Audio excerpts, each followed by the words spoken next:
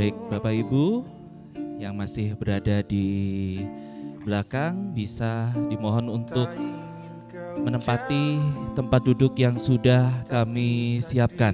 Menginginkan kita untuk berpisah.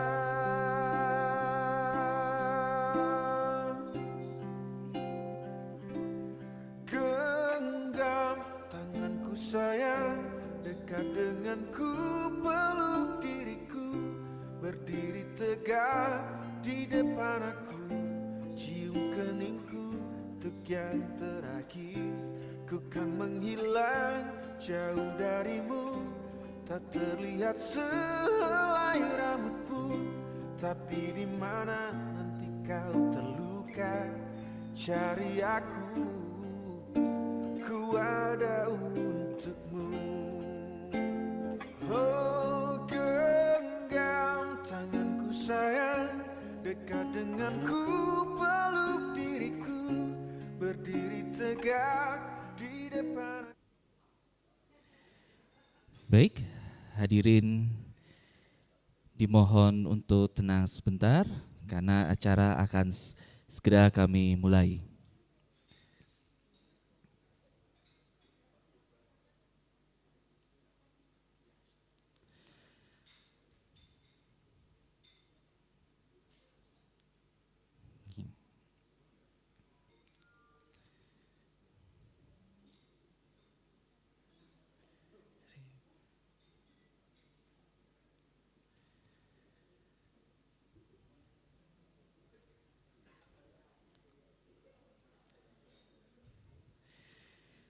Baik, Bismillahirrahmanirrahim. The morning buys a kilogram apple. My mother has a new menu. My greeting to the Honorable Assalamualaikum warahmatullahi wabarakatuh.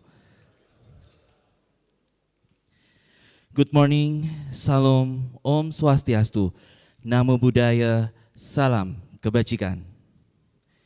His Excellency Minister attached to the Prime Minister and Secretary of State of the Ministry of Industry, Science, Technology and Innovation, Professor Dr. CamTech. The Honorable Rektor Universitas Merdeka Malang, Profesor Dr. Anwar Sanusi, SAMSI. The Honorable President of Cambodia University of Technology and Science, Dr. Soti King, and delegates. The Honorable Rector and delegates of Universitas Machung, Universitas PGRI Kanjuruhan Malang, Universitas Wisnu Wardana Malang, Universitas Hang Tuah Surabaya, Universitas Mercu Buana Yogyakarta, Universitas Teknologi Sumbawa, and the Honorable Director and delegates of Institute Asia Malang, STIE Malang Kucet Suara, Stiki Malang, and Polytechnic STIA Lan Bandung. And the Honorable all invited guests and participants, welcome to Universitas Merdeka Malang. First of all, let me introduce myself. I am Iwan Darmawan, and I will be the master of ceremony for this event. Ladies and gentlemen, let's pray and praise to Allah Subhanahu wa Ta'ala. Because of His blessing and mercy, we can come together without any obstacle here in healthy condition. Today, 3rd August 2023, we meet together in Indonesia, Cambodia Simposium on Higher Education, Innovation, and MoU signing. The schedule of today's event is opening, welcoming remark by Professor Dr. Grahita Chandrarin MSI AKCA, opening remark by Professor Dr. Anwar Sanusi SAMSI, keynote remark by Professor Dr. CamTech, official signing of the Memorandum of Understanding, plenary session, cafe break, panel session, closing remark by Dr. Muhammad Koldun Sina Setiadi BSc MBA, lunch break, and the last briefing the participating institution. Well, ladies and gentlemen, now singing the national anthem of Indonesia, Indonesia Raya. Ladies and gentlemen, please stand up.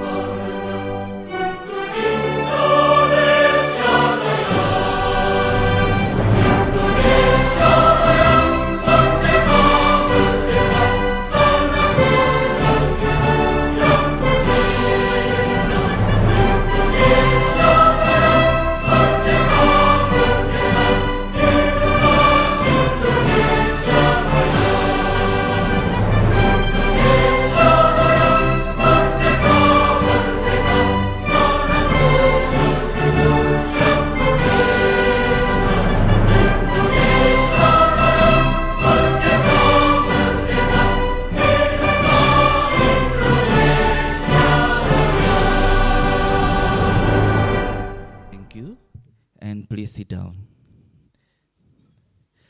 Now, let's pray that our event goes smoothly and praying according to each religion. Let's pray together.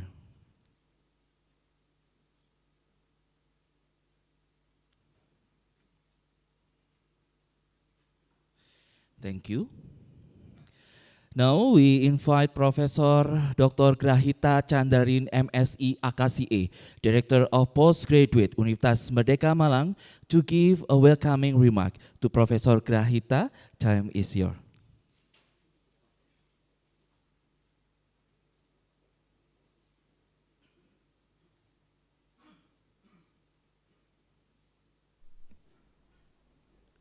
Thank you for the opportunity given to me.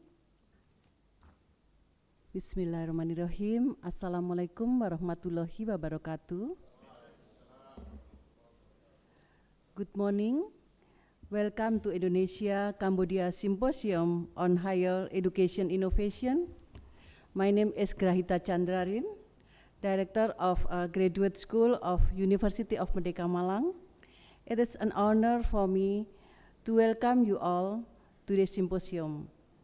Please allow me to attend our warm greeting to the Honorable Professor Anwar Sanusi, Rectors of University of Merdeka Malang, the Honorable Professor Cemkit Reddy, Minister attached to Prime Minister and Secretary of State of the Ministry of Industry, Science, Technology and Innovation, the Honorable Rectors and all Directors of all collaborated university and school as panelists for this symposium, the distinguished plenary speaker, Dr. Sukardi from University of Merdeka Malang, also Dr.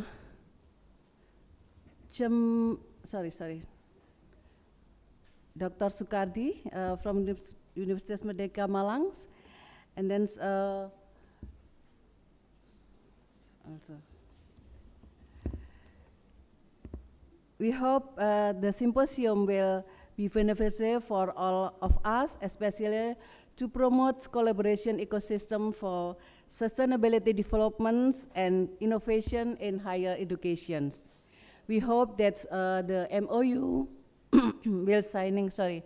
signings will be implemented soon and will be followed up with various activities related to education and teaching, research collaboration, and also community service. I think we can carry out in Cambodia or Indonesia, and that activities have been doing in these few days will be very beneficial, not only for us as academicians. I think also have benefit for governments and society, both at international and global scopes. Ladies and gentlemen, have a great time in the symposiums. Thank you for coming. Wabillahi taufiq wal hidayah. Wassalamualaikum warahmatullahi wabarakatuh. Waalaikumsalam warahmatullahi wabarakatuh. Thank you for Professor Grahita. And the next is opening remark by Professor Dr. Anwar Sanusi, SA MSE, as a Rector of Universitas Merdeka Malang. To Professor Anwar Sanusi, time is yours.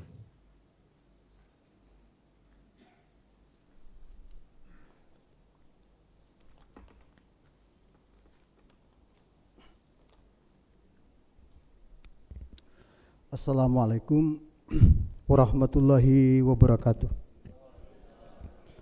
Good greeting for all of us. Allow me to welcome you to all distinguished guests attending to this program, to the structural official at the University of Merdeka Malang, the keynote speakers, and all the participants of this symposium. Let us give thanks to the Almighty God for all of His blessing and grace, so that today we can organize this symposium in a very pleasant atmosphere. First of all, I would like to thank and welcome to the University of Merdeka Malang, especially Professor Dr. Chimkit Reddy, Minister attached to the Prime Minister and Secretary of State of the Ministry of Industry, Science and Technology and Innovation, and Dr. Soti King, President of CamTech University, and delegates.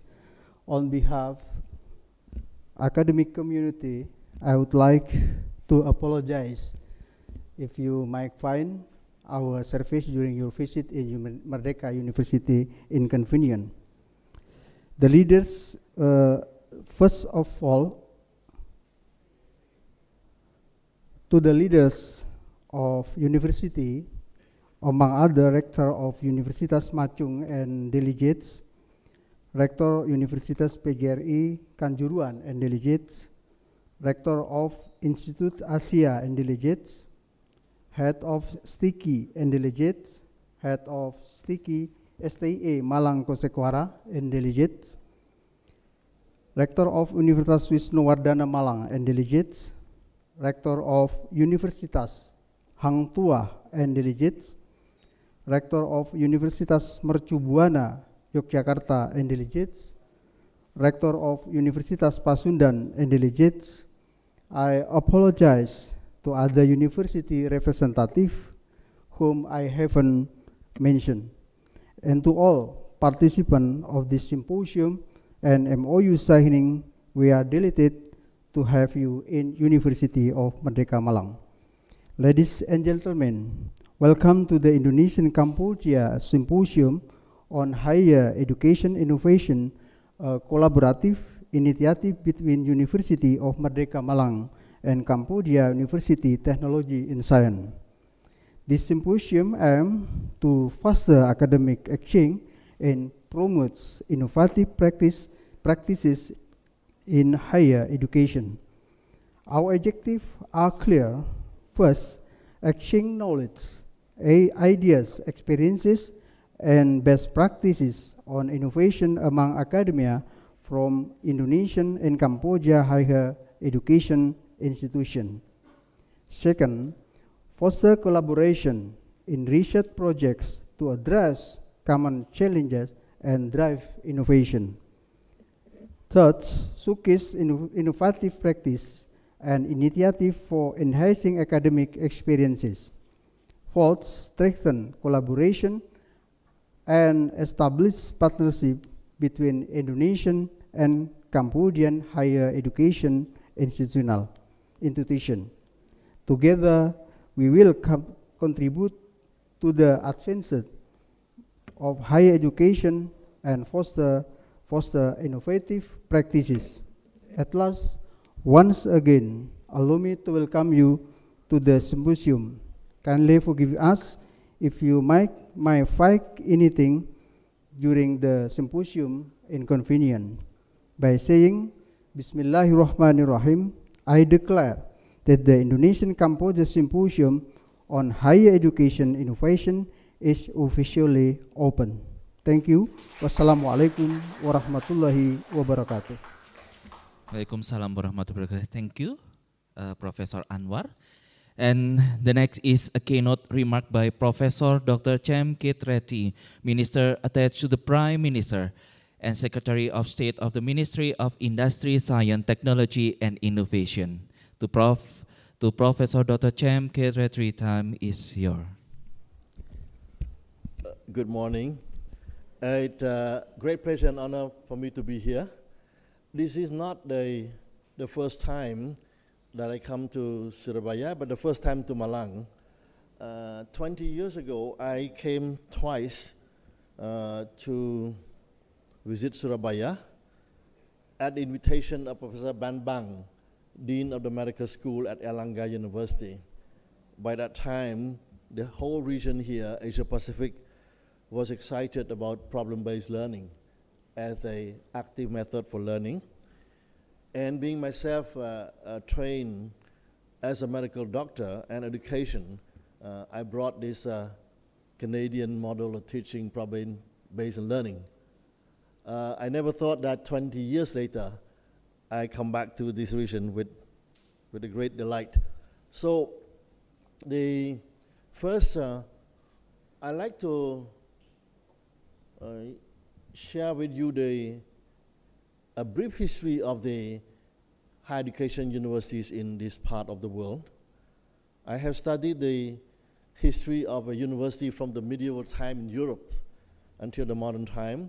And for the last 25 years, I've been an observer of the development and progress of university in ASEAN country and in Asia in general. And as you know, we have to consider that we look at university, we have to look at the history of the colonial times also. So Cambodia, my country, where I was born, Vietnam and Laos got the French model. Malaysia, Singapore got the British model. Indonesia here, you got the Dutch model. The Philippines got the Spanish and then the American model. So with all this, we can say that all university actually outside Europe has, in one way or another, get some example, some experience, and also legacy of the European education system in higher education. But certainly, the influence of the Dutch in higher education in Indonesia has swayed for a long time. It's difficult for a small country in Europe to leave a very broad legacy in such a huge country like Indonesia with thousands of islands and hundreds of millions of people. You still have probably some legacy here and there in language, in the food, for example, nasi goreng, you got potato and all this cabbage that come a mixture with a Dutch cuisine.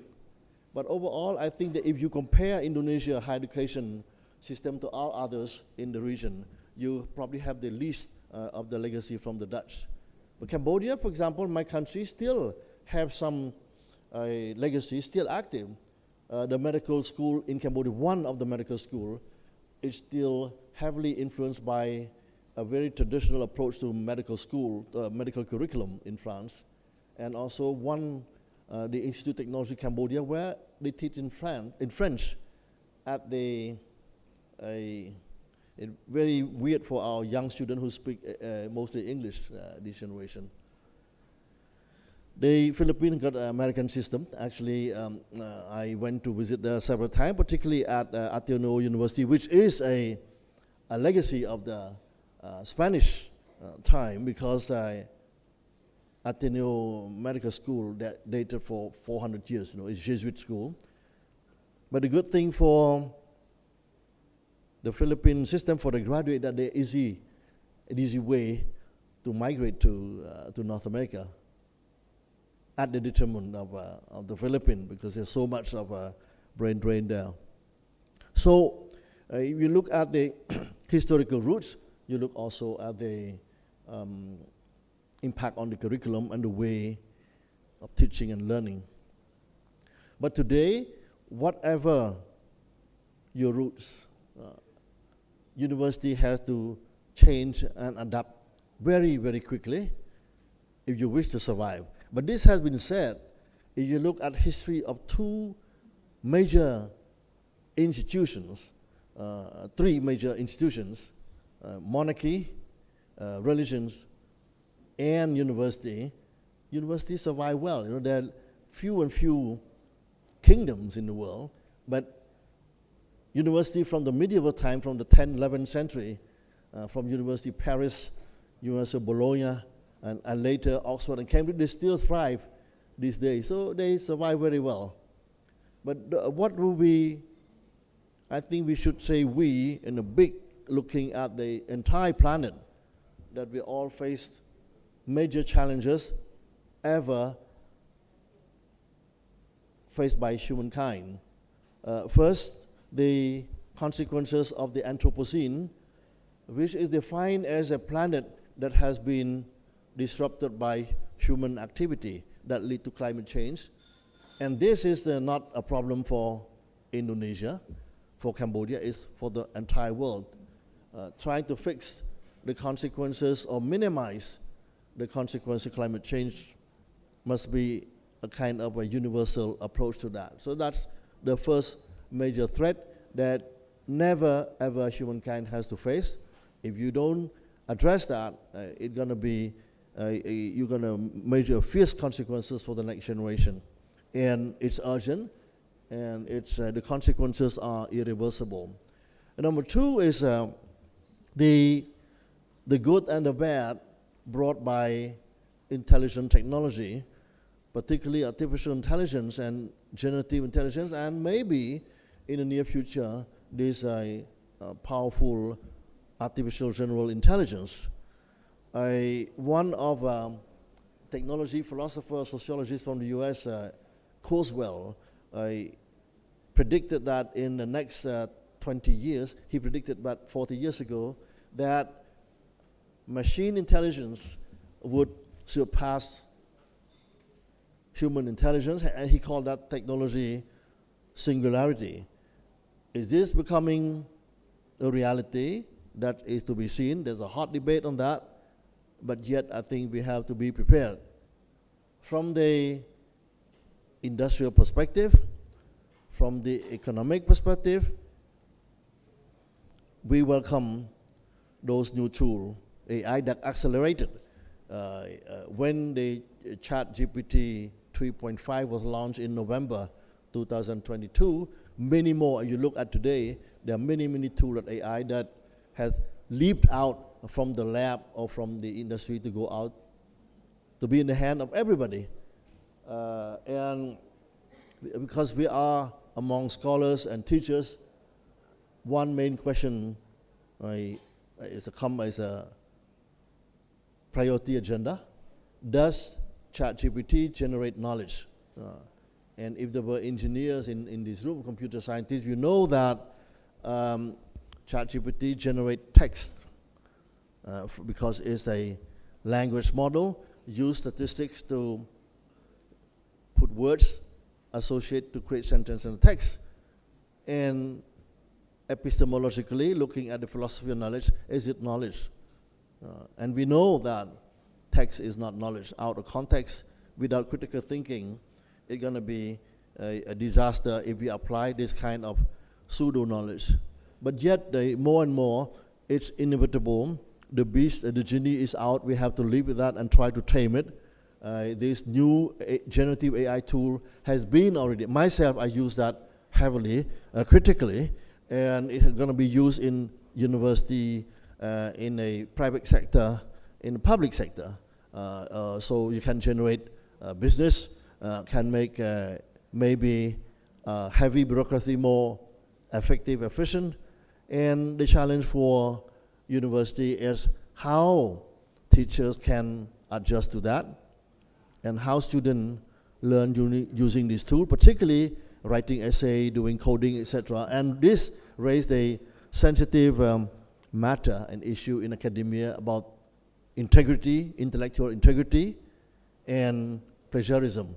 And plagiarism, probably to me, I think sooner or later has the definition, the actual definition plagiarism has to be redefined also, because we do Google search for a long time, and ChatGPT came in without access to references.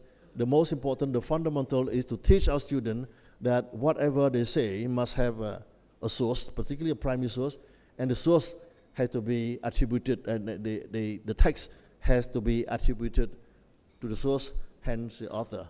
So if you put these two together, they fighting or mitigating the consequences of the Anthropocene and benefiting from all the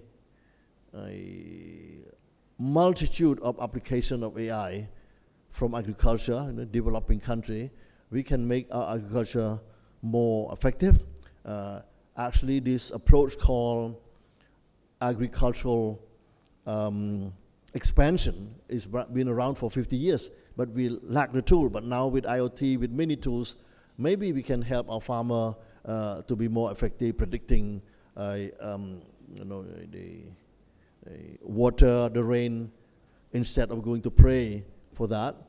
In healthcare, definitely myself, I use AI in detecting cancer of bone since 1993, so about 30 years, but it was not very effective, but now it's better. You probably know that in China, 5 or 6 years ago, they used a AI program to try to pass entry test for medical school, and that computer passed the test.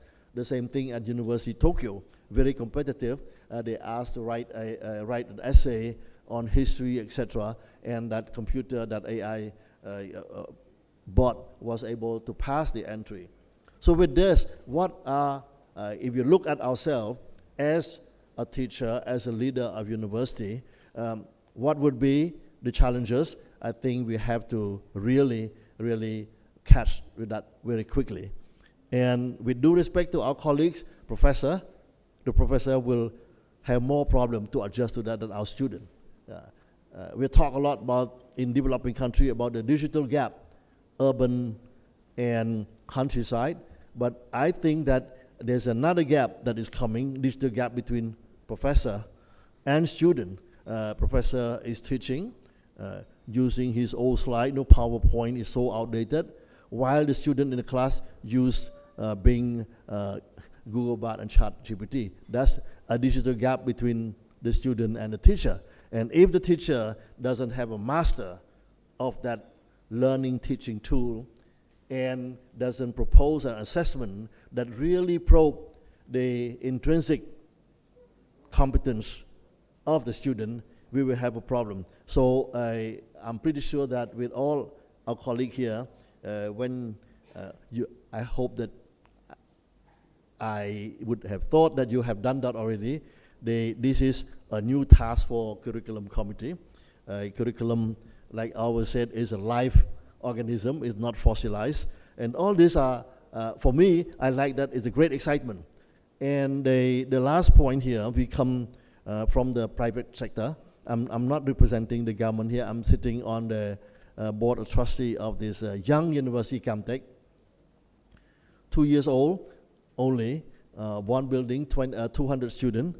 But the wetware, the people behind that have a lot of experience. Myself, I've been in higher education for almost 40 years, 50 years as a student and as a teacher. I traveled to more than 80 countries, providing a consultation for university leaders on how to build a university in the era of, on the 21st century era of AI. So CamTech has a motto, and this motto didn't come by chance. We were brainstorming, and we were trying to make sure that the curriculum that we offer to our students prepare them for the future. We all know, if we were to be honest with ourselves, that when we sit to write down the curriculum, we write down knowledge that you know, that you have learned in the past, the last 10 years, and trying to prepare students to be ready for a profession and for life for the next 50 years.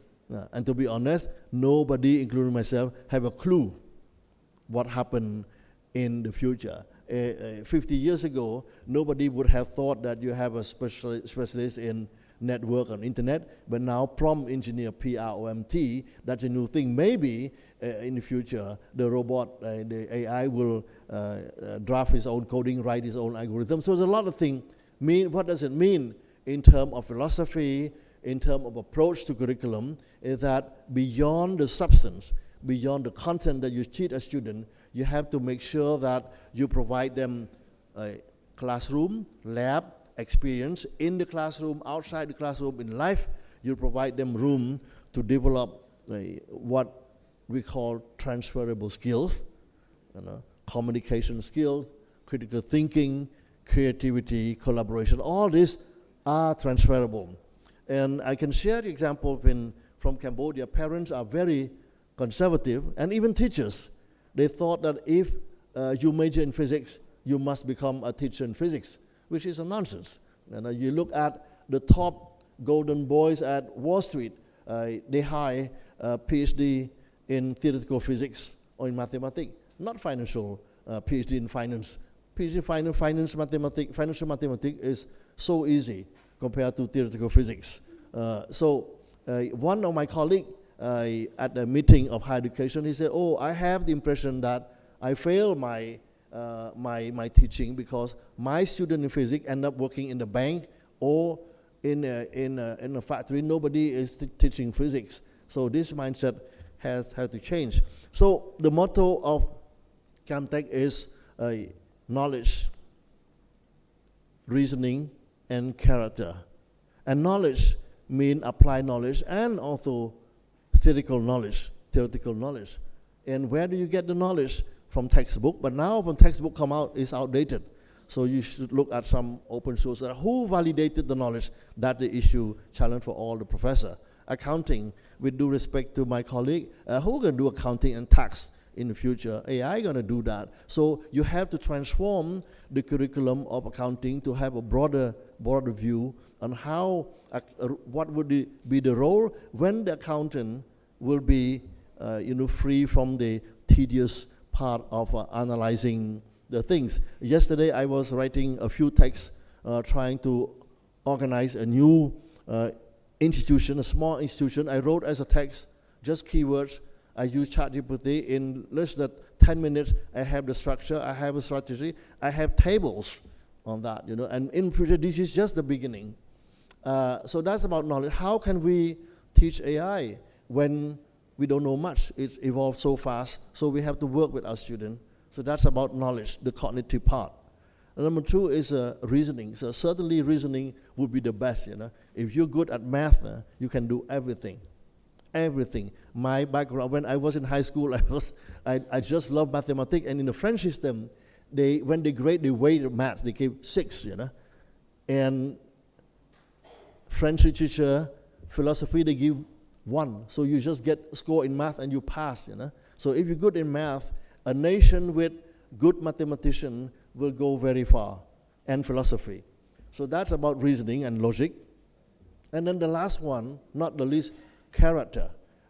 Certainly in every nation, particularly developing nation, try to build, strengthen identity looking back 50 years ago when we get out from the 70 years now, from the colonial time, and then all this part of this world when President Sukarno met with my hero Prince Norom Sihanouk and I, they were meeting in Bandung, the non-aligned movement 1955-56, pushing that.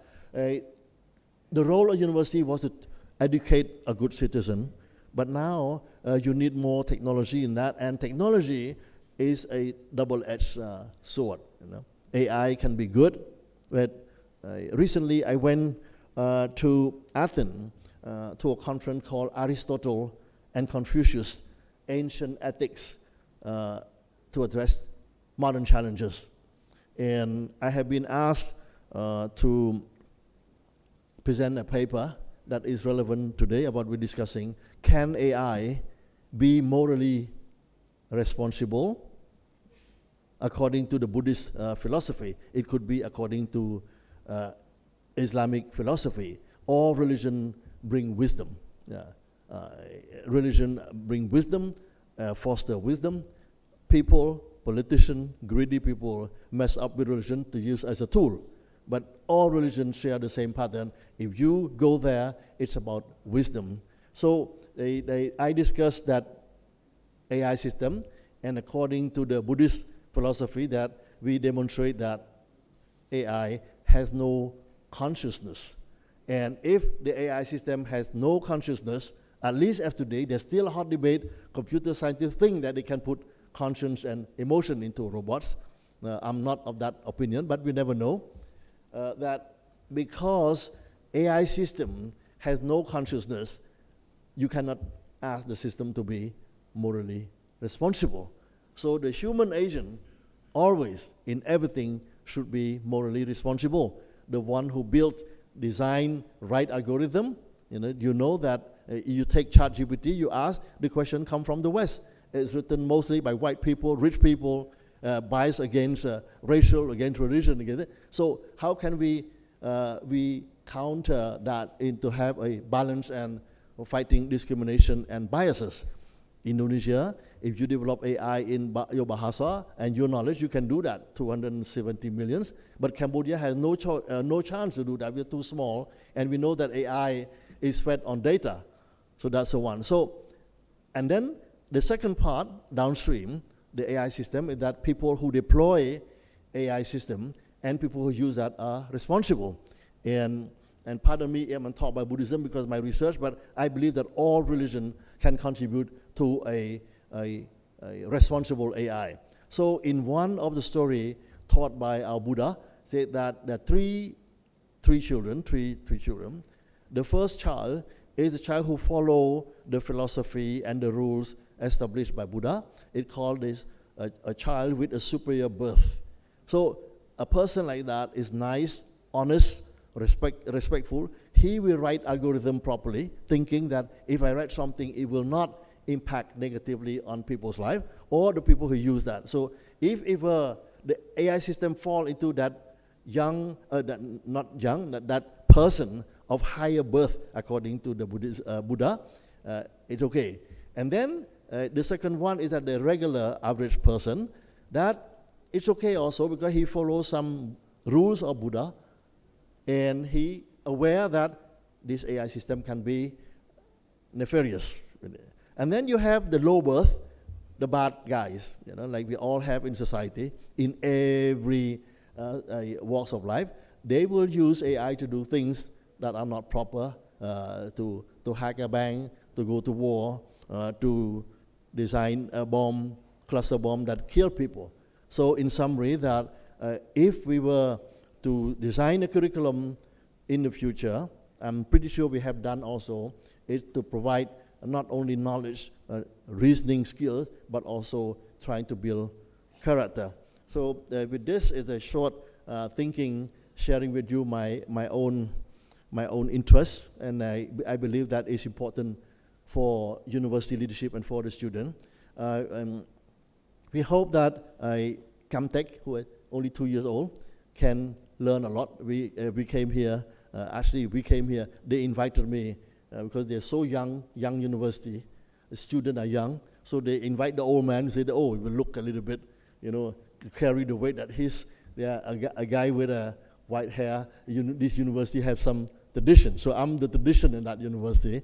I hope that we can work together, trying to particularly looking at these challenges, how to face the consequence of Anthropocene, and how to share AI working together data, and also how to mitigate the possibility of negative impact AI by exchanging scholars visiting. Please come to visit CamTech, it's very small, or exchanging students. And the last point, if you allow me to talk as a minister at the Prime Minister's office, is that we still believe that ASEAN should be very strong, the centrality of ASEAN. And this year, Indonesia is the chairman of ASEAN. So I believe that also from this perspective, we should work together to make sure that our region fostering economic and social progress, but also in this world, I didn't mention that the world order is shaken, that the global security is very bad, economy very bad. I believe that ASEAN has a very important role in maintaining peace in the region and beyond. And last but not least, my Prime Minister, as a chairman of ASEAN last year, has launched a program called ASEAN Green Deal. We need to work together because at one point, the input must come from academics. How to look at policy that provide us all the roadmap to mitigate the consequences of the Anthropocene. And last, my message to students here, I think you are the future. The world is changing. You have tools that never ever humankind hand in their hand. You can build a better world, or you can contribute if you don't pay attention to ethics to destroy our beautiful world, and nothing will be left to the future generation. So I think my last word, the future is in the hand of the students. So thank you very much. Thank you very much for Professor Camket Retri. Ladies and gentlemen, the next session is the official signing of the Memorandum of Understanding. We invite Dr. Soti King to come forward to sign the Memorandum of Understanding, and we invite its institution one by one. Okay, the first institution is, we will invite Rektor Universitas Merdeka Malang.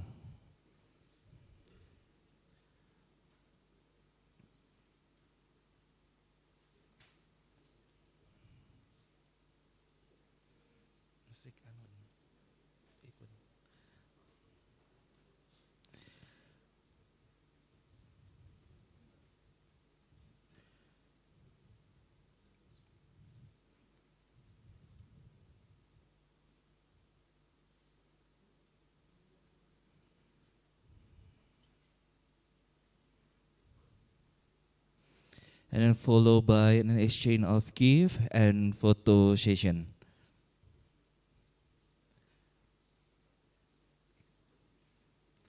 Okay, give applause and take a picture, please.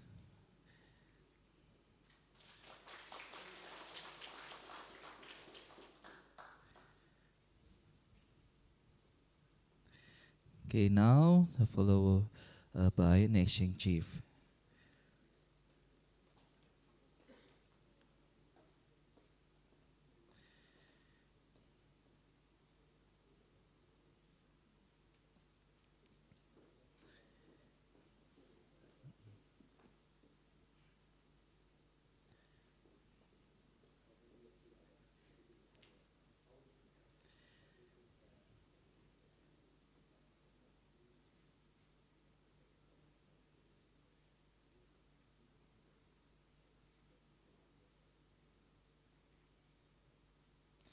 Okay. Thank you. Please return to your seat, Professor Anwar.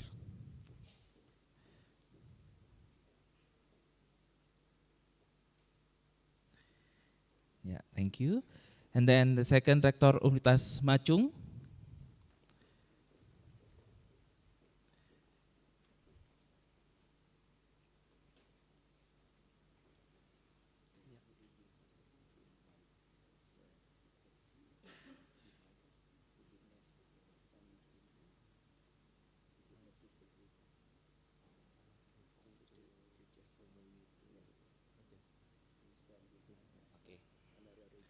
Okay. Yeah. Give to Professor CamTech Retri. We will invite and behind stand up to Dr. Soti King.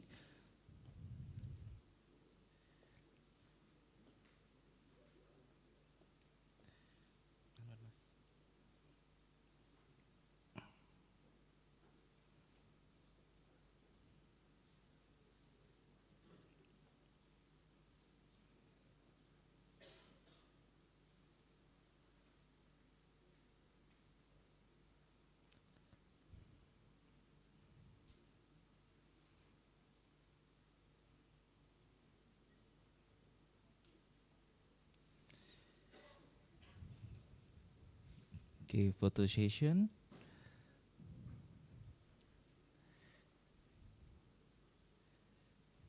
Okay, give applause.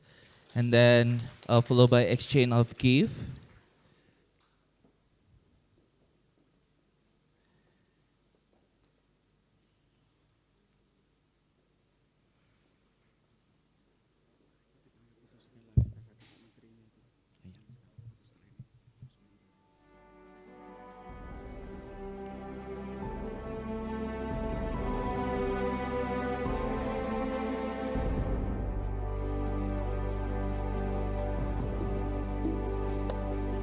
Di hamparan khatulistiwa, Okay.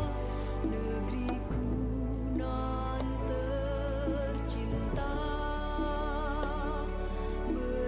Okay, thank you very much for Rector Universitas Machung. And please return to your seat. And next, Rektor Universitas PGRI Kanjuruhan, lambang bineka our delegates. Tunggal Ika, berbeda satu jua, tanah airku Indonesia, di kau warisan dunia,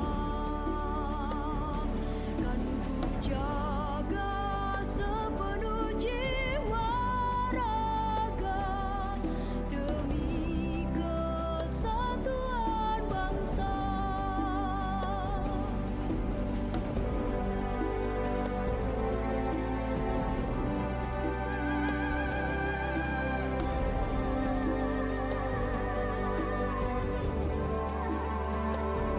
Okay, now photo session.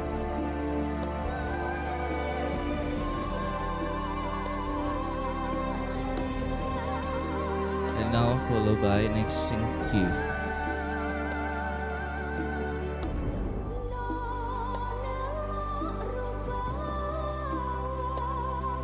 Senyuman sang mentari di bumi merdeka, bertahta Panji Birawa Anora. Okay, give applause to Universitas PGRI Kanjuruhan.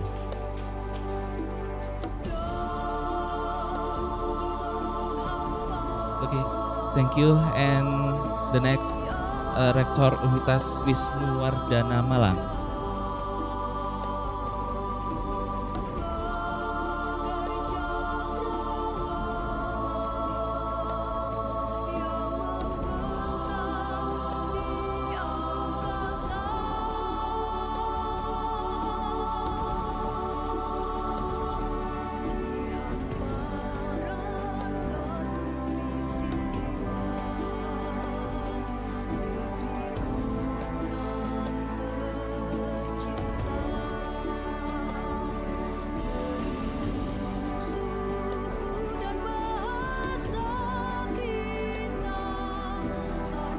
Okay, now photo session.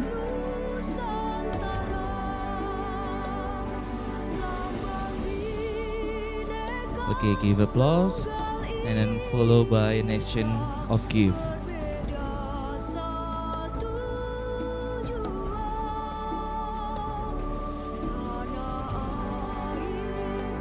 Indonesia,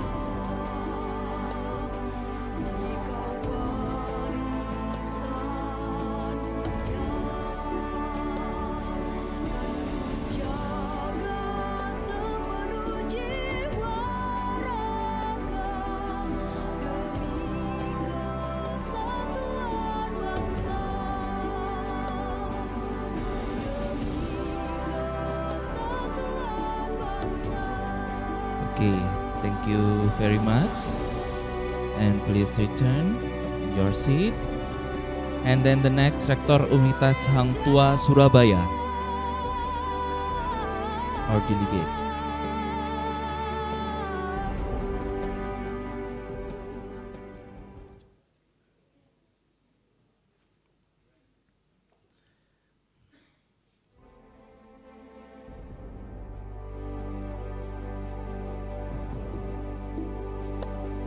Di hamparan khatulistiwa,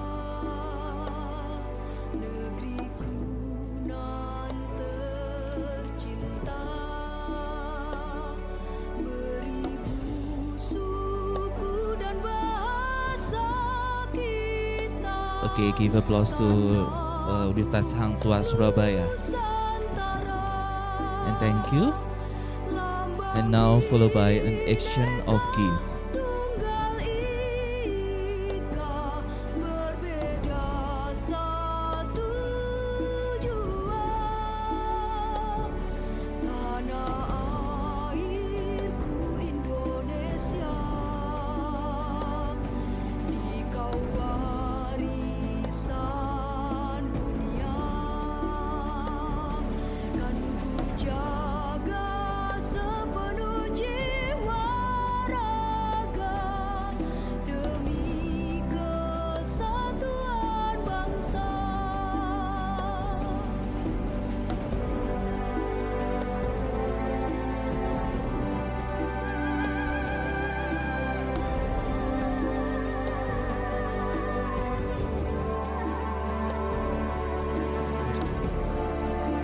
Okay, thank you very much. And the next Rector of Universitas Mercu Buana Yogyakarta.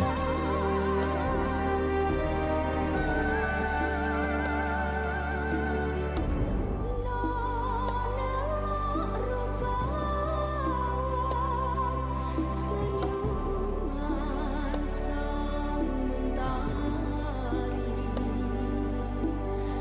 di bumi merdeka, bertahta panji birawa Anoraga.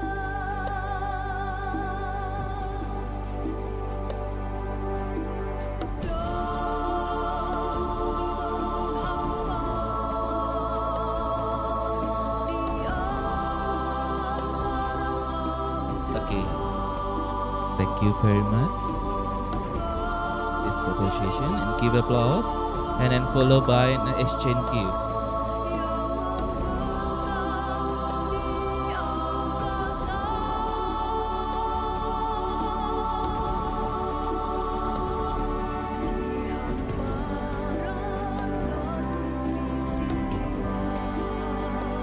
Okay, thank you very much.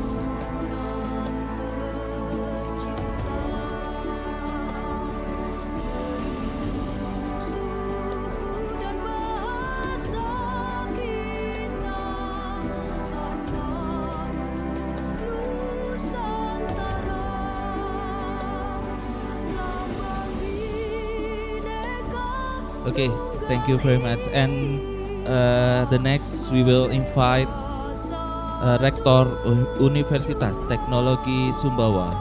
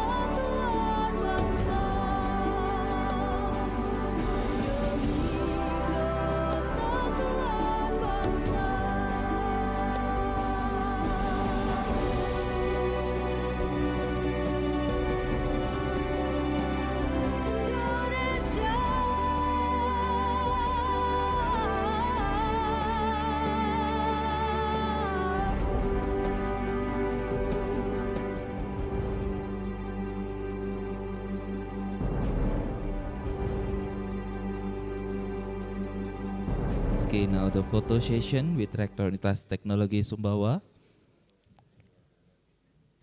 Okay, give applause.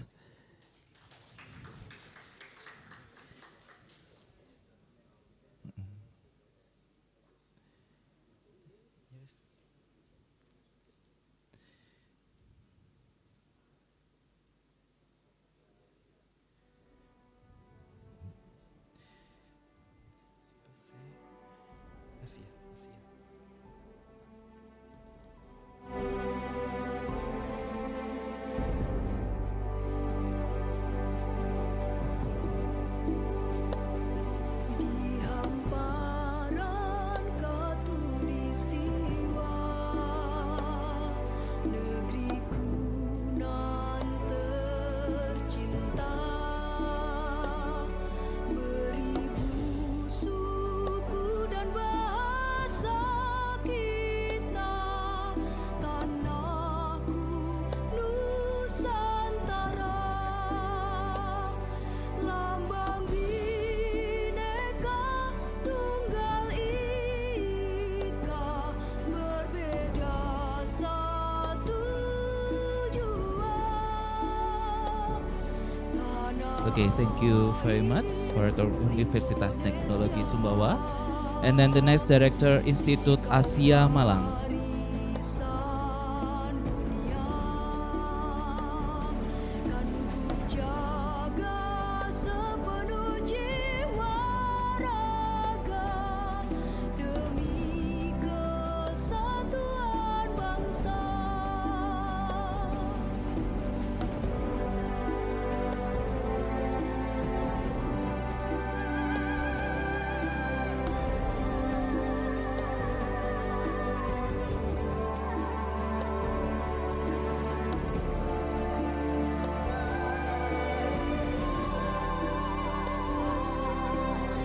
Okay, now photo session.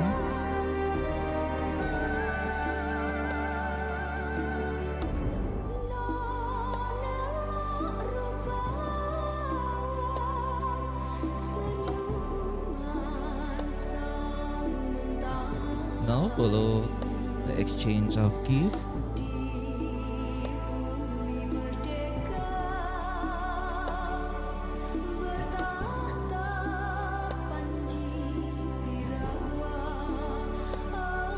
Anoraga.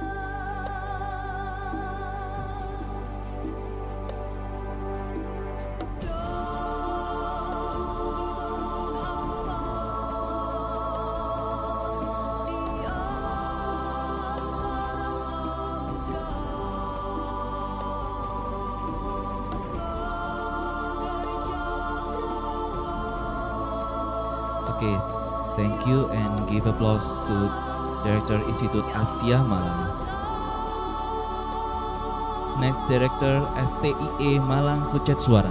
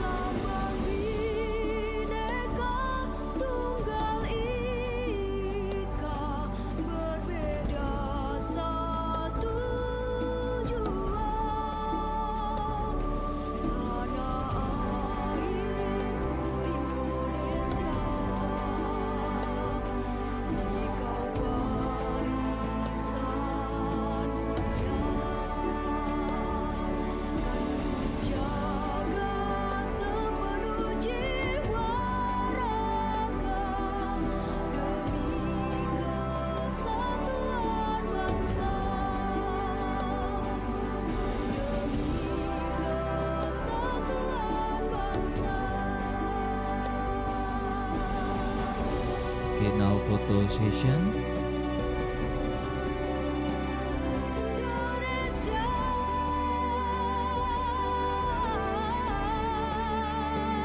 Okay, followed by an exchange of gift.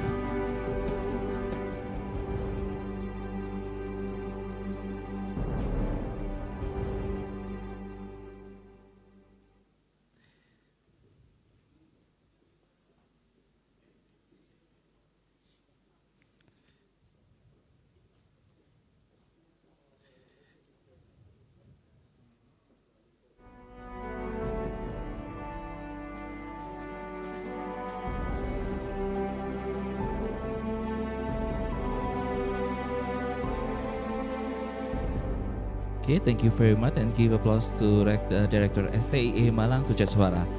The next Director Sticky Malang. Negeriku nan tercinta, beribu suku dan bahasa kita, tanahku Nusantara,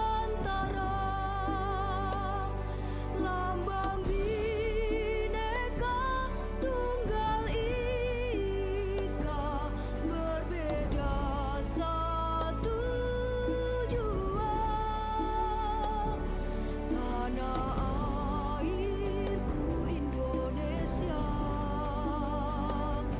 dikau warisan dunia, kan ku jaga sepenuh jiwa raga demi kesatuan bangsa.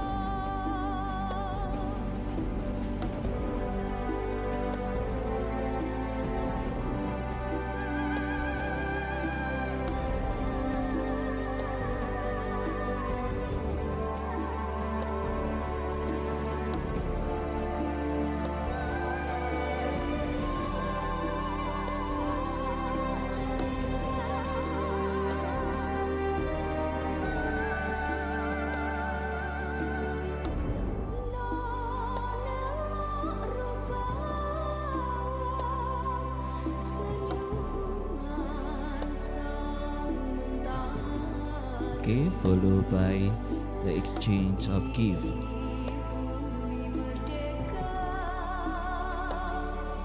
bertahta Panji Birawa Anoraga.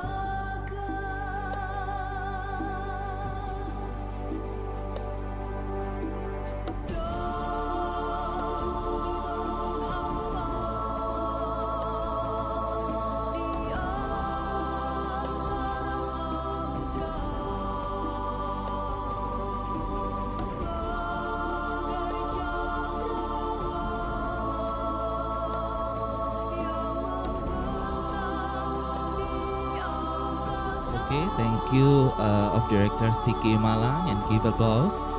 And then the last Director Politeknik STIE STI Alan Bandung.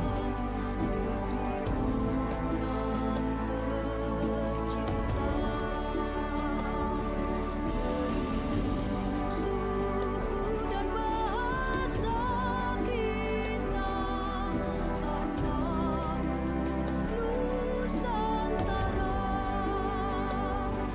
lambang Bhinneka Tunggal Ika, berbeda satu jua,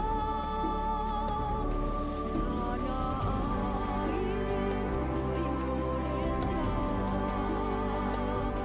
dikau warisan dunia, kan ku jaga sepenuh jiwa Okay, photo session. demi kesatuan bangsa. Thank you. Followed by the exchange gift. Kesatuan bangsa.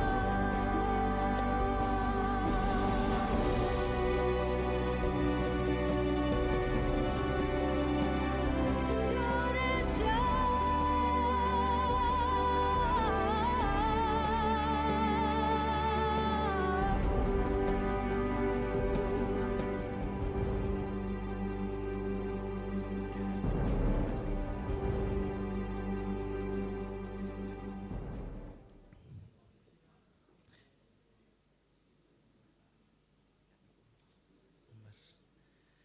Okay, thank you very much and give applause to Director Politeknik STI Alan Bandung CamTech. Okay, still stand up in front and then I will invite again to Rektor Universitas Merdeka Malang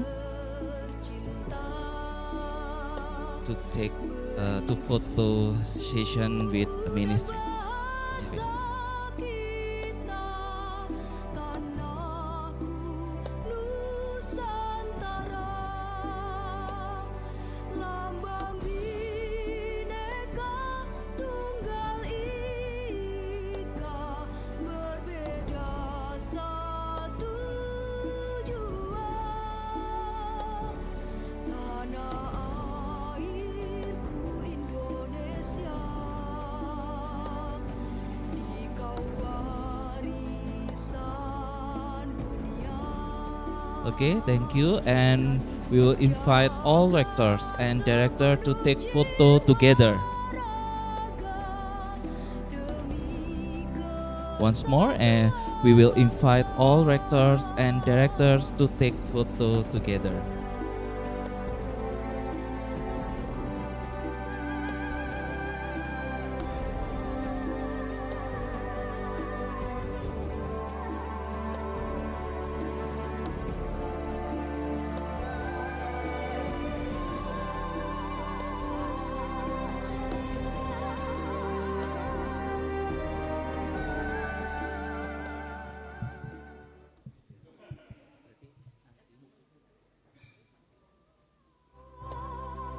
Senyuman sang mentari di bumi merdeka, bertahta Panji Birawa Anoraga.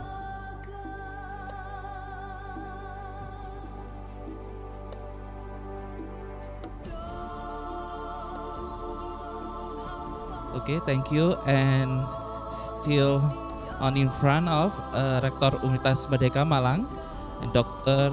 Soti King and Professor Chem to take a picture.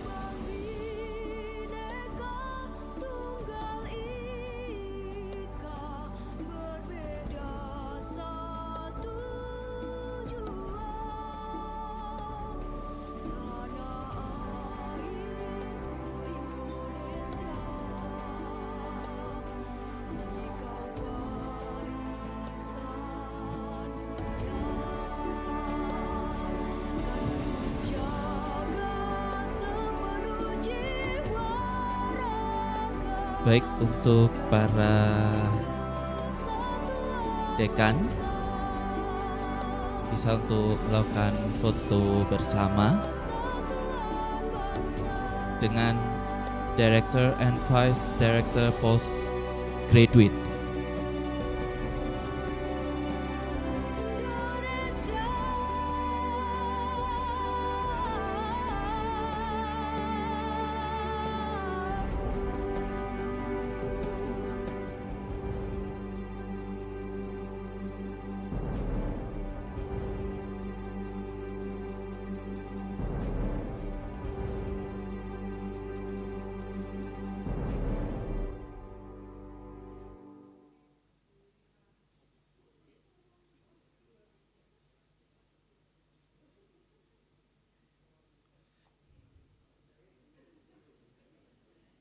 Okay, thank you. And still stand up in front, and then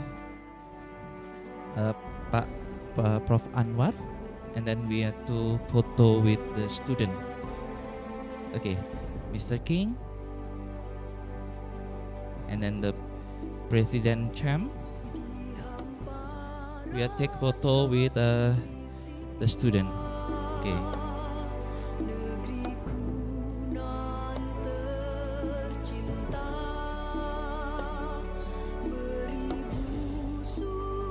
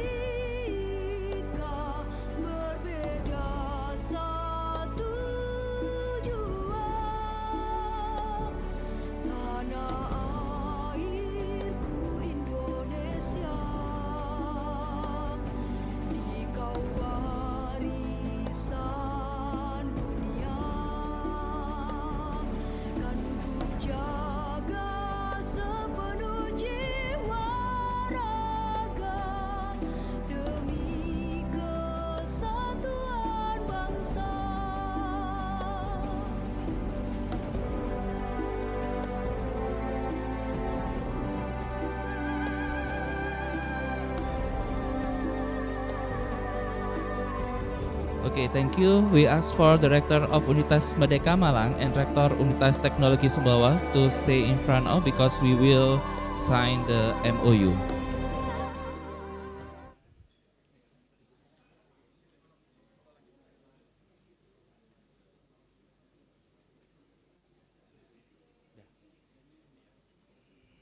MoU.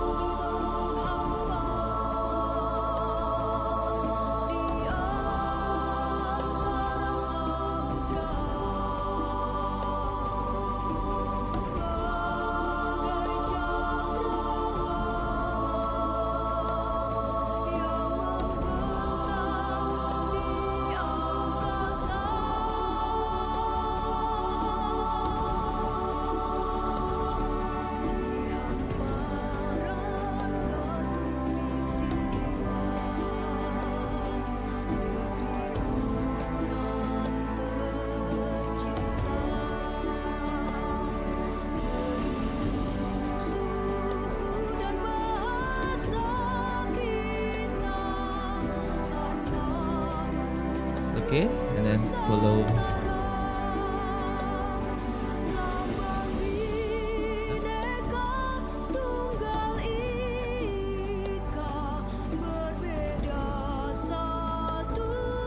Okay, thank you very much. And then we also invite the Director of Postgraduate, still on in front. We also invite the Director of Postgraduate Universitas Merdeka Malang to sign the MOR with the Rector Universitas Teknologi Sumbawa.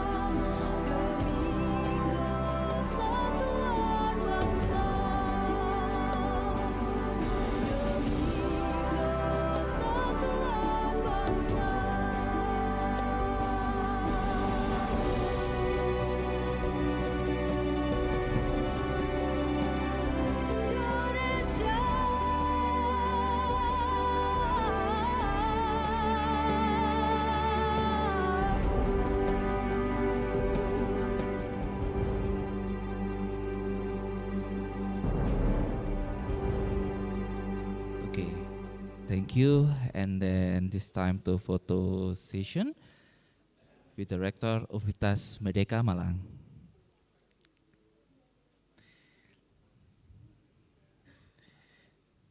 Okay, give applause and thank you very much. And then the Rector still stand up, and then I will invite the delegates of Hang Tua Surabaya.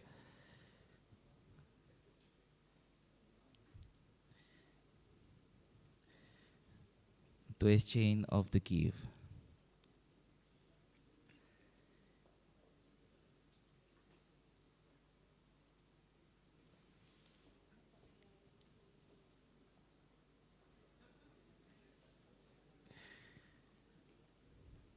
Okay, thank you very much. And please return your seat.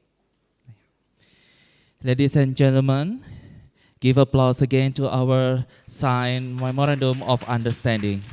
Well, ladies and gentlemen, the next session is the plenary session by Dr. Sukardi, MSc Vice Rector for Academic Affairs, Universitas Merdeka Malang. To Dr. Sukardi, time is yours.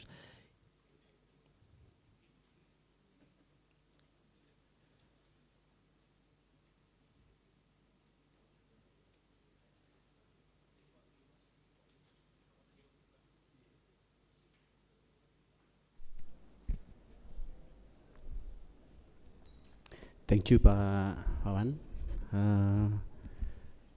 Good morning, Assalamualaikum warahmatullahi wabarakatuh.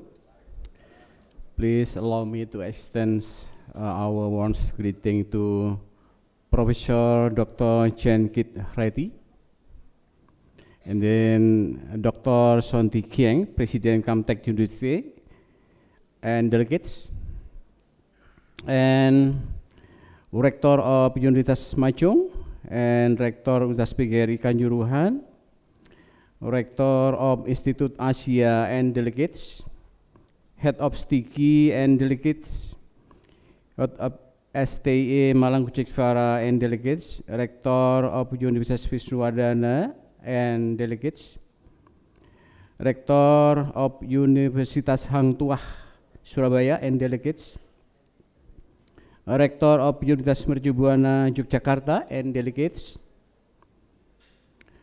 Rector of Universitas Teknologi Sumbawa, my best friend from Sumbawa, Pak Rector, welcome to Merdeka University.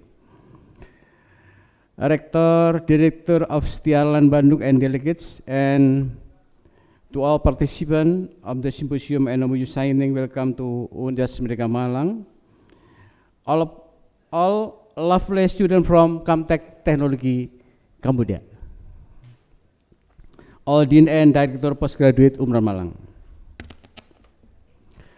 I would like to present some experience concerning transformative MBKM in Merdeka University during 3 years until now, and we have known that MBKM, the transformation higher education, going up after Dr. Nadiem Makarim become minister under Pak Jokowi. Government policy through Merdeka Learning or MBKM in Indonesia since 3 years ago as way to break through the deadlock in direction of Indonesia higher education. We have known that time to time it always around criticism and failure, especially in bringing the benefit of education closer to contributing to technology, economic growth, and welfare growth. Since 3 years ago and today, universities have been given access to several MBKM platforms. Up till now, we have 9 platforms MBKM, which founded by Minister of Education. And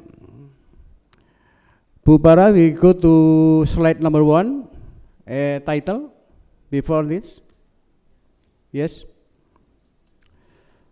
The title of my experience is Transformative Higher Education Lesson a Guide, Policy Implementation MBKM in Universitas Merdeka. Why MBKM is very important for us? Yeah.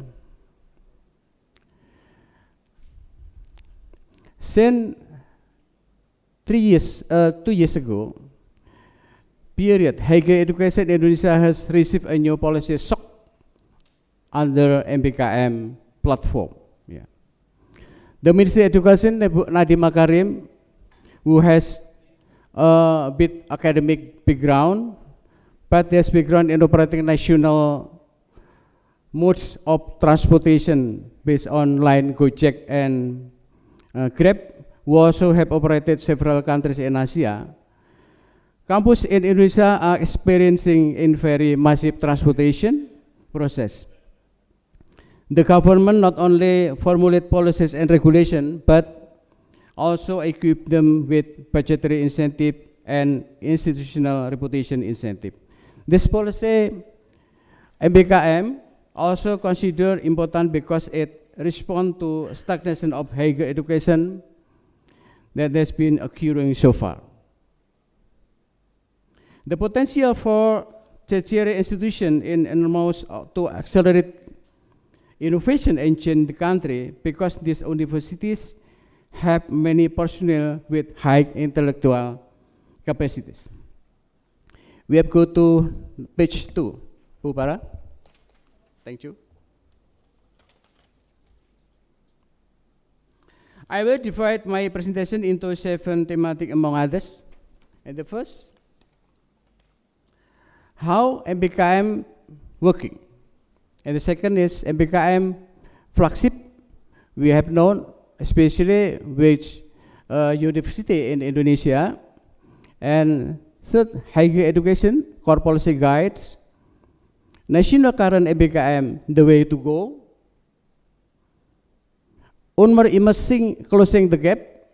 I think I would like to tell you my experience during past the MBKM platform.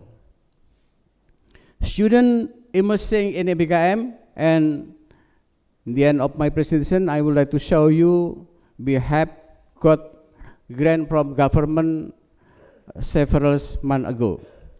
From the 7 brief review, I will show you how the MBKM national policy was responded by Merdeka University.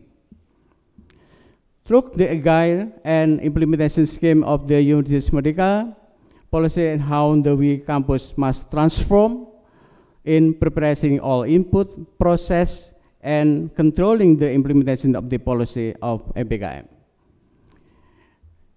Next, Bupara.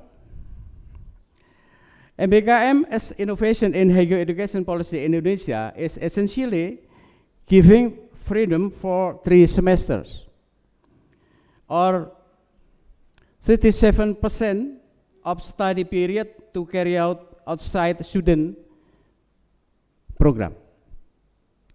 This activity can be carried out at companies, other campus, other study program or various institutions that are able to provide stimulus for the ongoing transfer of knowledge and learning experience for students.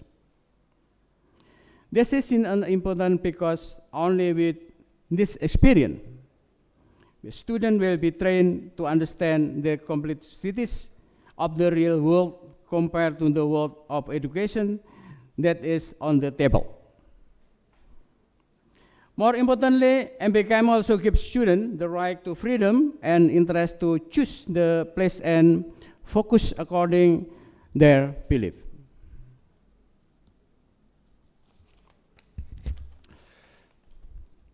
Maybe next Bupara. There are 9 MBKM platforms currently in Indonesia, and Universitas Merdeka completely involved in 9 platforms. 9 platforms have different schemes and characteristics, but all these platforms provide opportunities for students to be able to deal with the real world and world full of disruption, turbulence, and uncertainty. It is hoped that all students will have experience on how to adapt a new environment, how to mobilize knowledge, skill to interact with new environment. With this 9 MBKM platform, it is clear that they profit more diverse and wide learning ecosystem, so that students can choose them by obtaining a unique and different learning experience. This 9 platform is so in this certified apprenticeship, independent study, teaching outside campus for Indonesia International Student Mobility or ISMA, student exchange, building village, humanity project, research and entrepreneurship. This 9 platform is running in Universitas Merdeka Malang until now. Next. Why do students need to involve in MBKM? Because by being involved in the MBKM, students will be recognized for the credit equivalent to 20 credit. Besides that, students also to get environment to explore knowledge, skill, and network, conflict management, culture shock management, team management, and personal management, or personal maturity. Besides that, they will also learn directly how to expand the network of cooperation, both outside the study program and outside the campus. And more importantly, students will also have experience and maintain the experience in interacting with parties who have in higher reputation. Next, Bukara. In this picture, the description of slide 6 shows the 6 work program of the National Cultural Education Ministry, and then also translated into current MBKM policy direction. We have especially campus Indonesia popular for the AICs, the beneficiaries for the MBKM. Next, Bukara. And in this picture, a national survey was conducted by the Ministry for and response from various parties to MBKM idea. These activities are also carried out at a micro basis at Merdeka University, Malang in 2021. At least there are 824 university leaders, 14,869 lecturers from 1,024 and 562 students. From 1,401, they come from 34 provinces in 95 public universities and 1,000 up to 125. The results show that 9.9% of the lecturers and students find MBKM is very useful and quite useful. Next. Even national, the fact is sound that up at this point, MBKM was attended by 7,005, 14,000, 3,000 and condition organization and 1,000 F3,000 higher education. This shows us that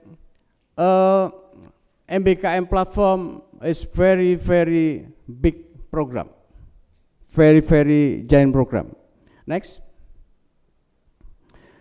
We come to UNMER's experience. At this time, UNMER Malang, besides continuing the implementation of MBKM, it also implementing new BKM policies. This policy was designed based on the formulation of problems that have been found during implementation in 2020. And this program involved, among these other things, the preparation of all policy products which are used as operational umbrella from the implementation MBKM policy at Merdeka University. These policies are intended to close the gap that has occurred, among others. Recognition policy and credit confession. Management MBKM unit, the available information system does not meet the need of MBKM. Student participation in MBKM program is not yet significant.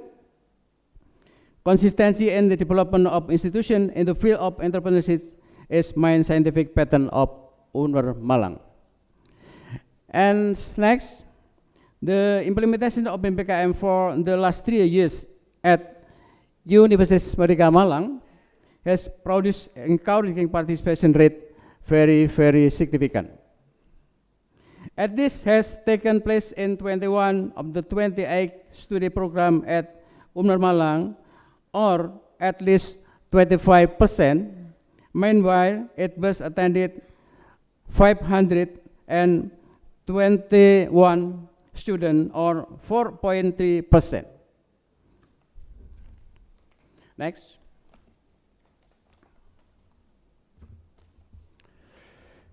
Besides this participation rate, it has also facilitated inbound and outbound student exchange with Kanazawa University, Japan. I hope that it was next period UNMER Malang and CamTech can also realize student and lecturer exchange. Exchange student with each other is very important, so that students of its territorial institution also get a good student experience and one more competitive. Someday after today MoU, I hope be able to establish student and lecturer exchange with all campus present at this time. Next. To this day, we continue to improve the more attractive to improve MBKM in Merdeka University.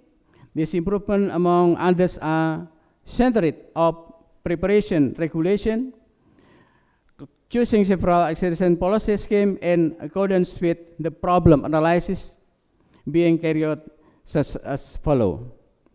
1. Establishing guidelines for the implementation of MBKM and recognition, conversion of credit for MBKM. Then initiation of the establishment of Unmer Malang MBKM Management Unit. Then integrating Siakat. We know that we have Siakat as system information management for academic, for student and all staff in here. And integrating Siakat, Unmer Malang with the MBKM has also become the very, very important to conducting platform MBKM after flagship MBKM is ended maybe 2 years next. Yeah. Massive implementation of MBKM Mandiri or non-flagship and optimization of entrepreneur program. Next. We were fortunate because in 2023, we received grant from the Independent Campus Competition Program, PKKM, which we then decide of 3 main policies for implementing pro-MBKM to maintain the continuity MBKM. The program include 1. Compilation of legal basis of MBKM activities. Second, compilation of document guideline for implementation MBKM Unmer Malang and collaborative with business. And third, initiation of management unit MBKM Unmer Malang. Next, we also carry out capacity building program among others to develop information system and their integration with existing academic system at Unmer Malang.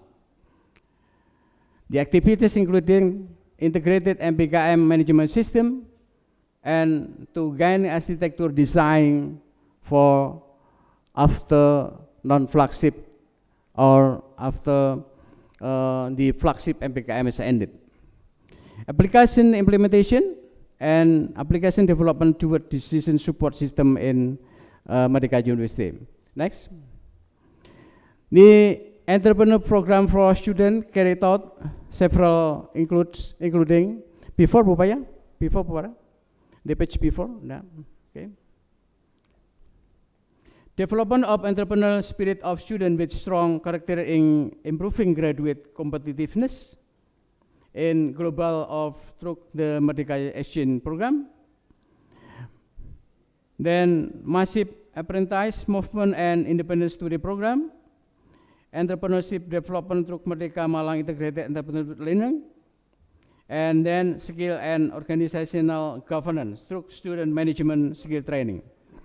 Next. This one example of the achievement of the lecturer of Merdeka University Malang, who won the grant from funding competition from MBKM program. Next. Happy time usually follow various long struggle in running MBKM. At the Unmer Malang campus, this picture is the winning team and the winning team for the MBKM grant competition. It can be seen in the picture that Chancellor of Unmer Malang saw the MBKM grant contract paper for 2023. Thank you very much for MBKM PIC Unmer Malang, Bu Parawiyati, Bu Eta, Bu Jati, Pak Jati, dan Ibu Iza. I am indebtedness for their support all data material which I have shown to you. Thank you. Assalamualaikum warahmatullahi wabarakatuh. Waalaikumsalam warahmatullahi wabarakatuh. Thank you and give applause again to Dr. Sukardi. Okay, ladies and gentlemen, the next event is a cafe break. We will have 10 minutes to break. Please kindly enjoy the refreshment area that we have prepared for you. The coffee break is behind for you all. And then we have 10 minutes before we go to the next session. Thank you very much.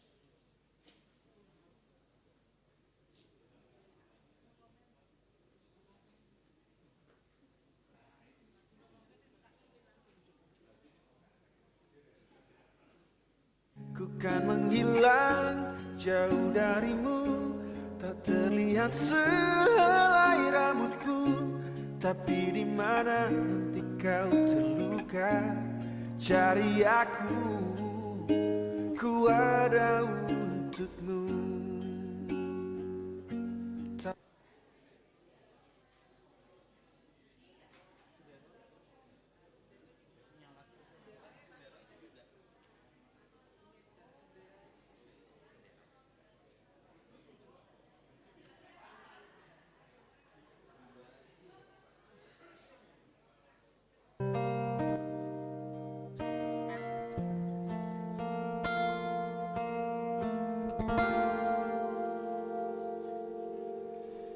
Cinta memang tak selamanya bisa indah. Cinta juga bisa berubah menjadi sakit.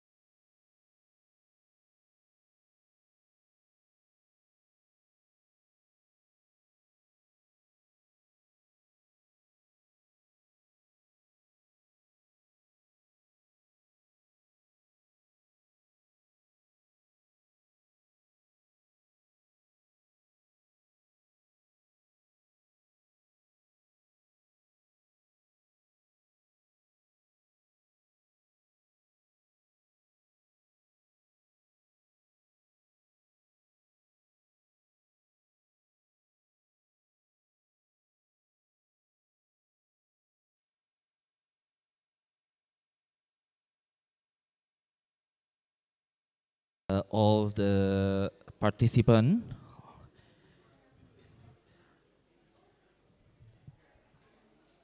We will begin the next session.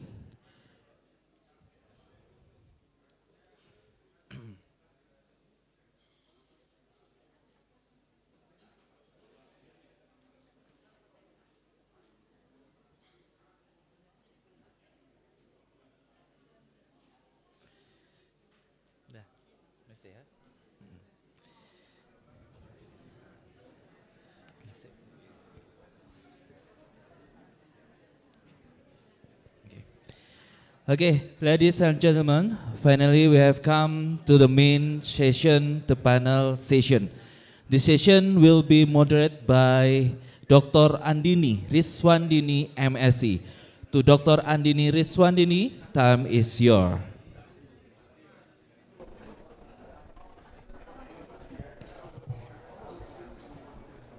Thank you, Mr. Iwan Darmawan, our MC. Hello, everyone. Once again, a very good morning. I trust you have enjoyed the refreshment. I hope all of you are doing well. My name is Andini Riswandini. I am your moderator for this session. It is my pleasure to welcome the keynote speakers, all the panelists and the participants of today's symposium with the title Indonesia-Cambodia Symposium on Higher Education Innovation. For today's panel, we have 12 distinguished speakers. Please allow me to explain the guidelines of the panel session. The panel will be divided into 3 sessions. Each session, we will have 4 panelists. Each panelist will be presenting his or her topic for maximum 10 minutes. If you have any questions, please feel free to interact with today's speakers. I'll open the Q&A at the end of each session. I'll begin with the first session of the panel with the first group of panelists. May I invite Dr. Soti King, President of Cambodia Technology University, Dr. Pujo Sagito from Universitas Merdeka Malang. Dr. Pujo, please join me in the stage. Dr. Insinyur Stefanus Yufra Menehentenio, Rector of Universitas Machung, and Madam Irma Tiasari, SE, SPD, MM, PhD from Universitas PGRI Kanjuruhan. Please join me in the stage. Thank you.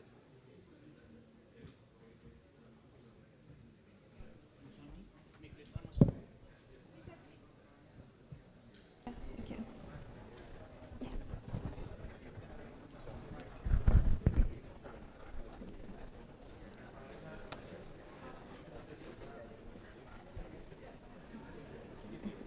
Please have a seat. All right, so ladies and gentlemen, we'll begin with the first session of the panel. I will open this session with the closing remark by Professor Reddy. Just now he mentioned about can we use AI ethically? Okay, for the first question, I will ask Dr. Soti King, what is your opinion on that? Can we use AI ethically to help us with the education innovation? Thank you. Good morning, everyone. Before answering the question, may I take a minute or two to say a few words. First of all, thank you to University, the leadership and all the administrators and teachers and students here who is hosting us in this beautiful event. There are twofold. One is on the MoU signing ceremonies. And thank you for brokering such a great partnership among many universities, 11 plus CamTech, so that's 12 universities. Second is on this symposium that we are starting the panel discussion now. And when Mr. Samun was organizing this trip and the program with me, I was thinking that this would be my first time in this region, especially in Malang. I've been to Indonesia several times before, but not to this area. So I would like to know a little bit more about higher education innovation and challenges and prospect in this region. So that's why we propose to have this symposium, so that taking this opportunity of signing the MoU, we have the chance to share and learn from each other regarding different aspirations, different challenges and resources that can be shared, mobility programs that we can do together. So I'm grateful to Mr. Samun and counterpart at this university for making this symposium possible. And why the topic is on higher education innovation? I think the previous speaker, the Vice President, has already indicated briefly that we are facing with a lot of disruptions in terms of technology. The fast pace of knowledge development, the transformation of technologies has never been experienced such a remarkable pace than before. And this is thanks mainly to the COVID disruption. In some studies, for the context such as Cambodia, the pace of we save actually 10 years of period due to COVID, because we had to adapt to social distancing, to working from homes, to actually the whole new model of businesses and society. I think for anthropologists, social scientists, they are already looking at what and how do we define society in the context of digitalization. But businesses are some of the most transformative organizations because they have to adapt to the new market, new trend, and new technology. So there have been emergence of new businesses, such as the platform business. In Cambodia, I don't travel very often to Indonesia, but the way we travel now in Cambodia is very different from in the past. We used to wave hand for motor taxi driver, tuk-tuk taxis, to get from one place to the other. Now we almost always use an app. If you don't have an app, it's very hard to know who is driving a taxi. It's just in the last 5 years. So, and then you already know the other cases of platform business, such as Airbnb. We serve accommodation without owning a hotel. In mobile transaction, mobile banking is another major transformation that affects businesses and our society. And Cambodia is fortunate to witness and experience and take advantage of such transformation. Now you go anywhere, you don't have to carry cash around you. There's always QR code available for you to transfer your transaction, to purchase goods and services without having to care about hard currency or exchange rate. So higher education institutions are no exception.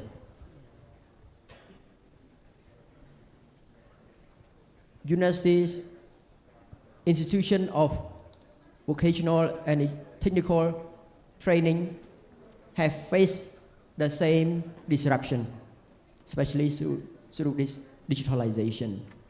And there have been many calls for rethinking of the roles, the purposes of higher education institutions.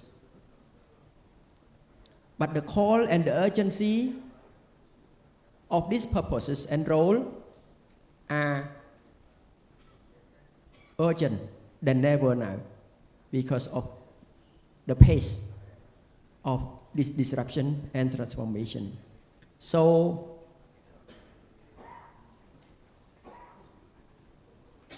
we have witnessed throughout the history of higher education development, and I don't pretend to be a historian with the presence of Dr. T here, but at least we can witness 3 or 4 stages of higher education development in both Western and Eastern world. I think when the first university was established, the focus was on teaching, transferring knowledge. One person standing on a stage, delivering lecture. Sage on the stage.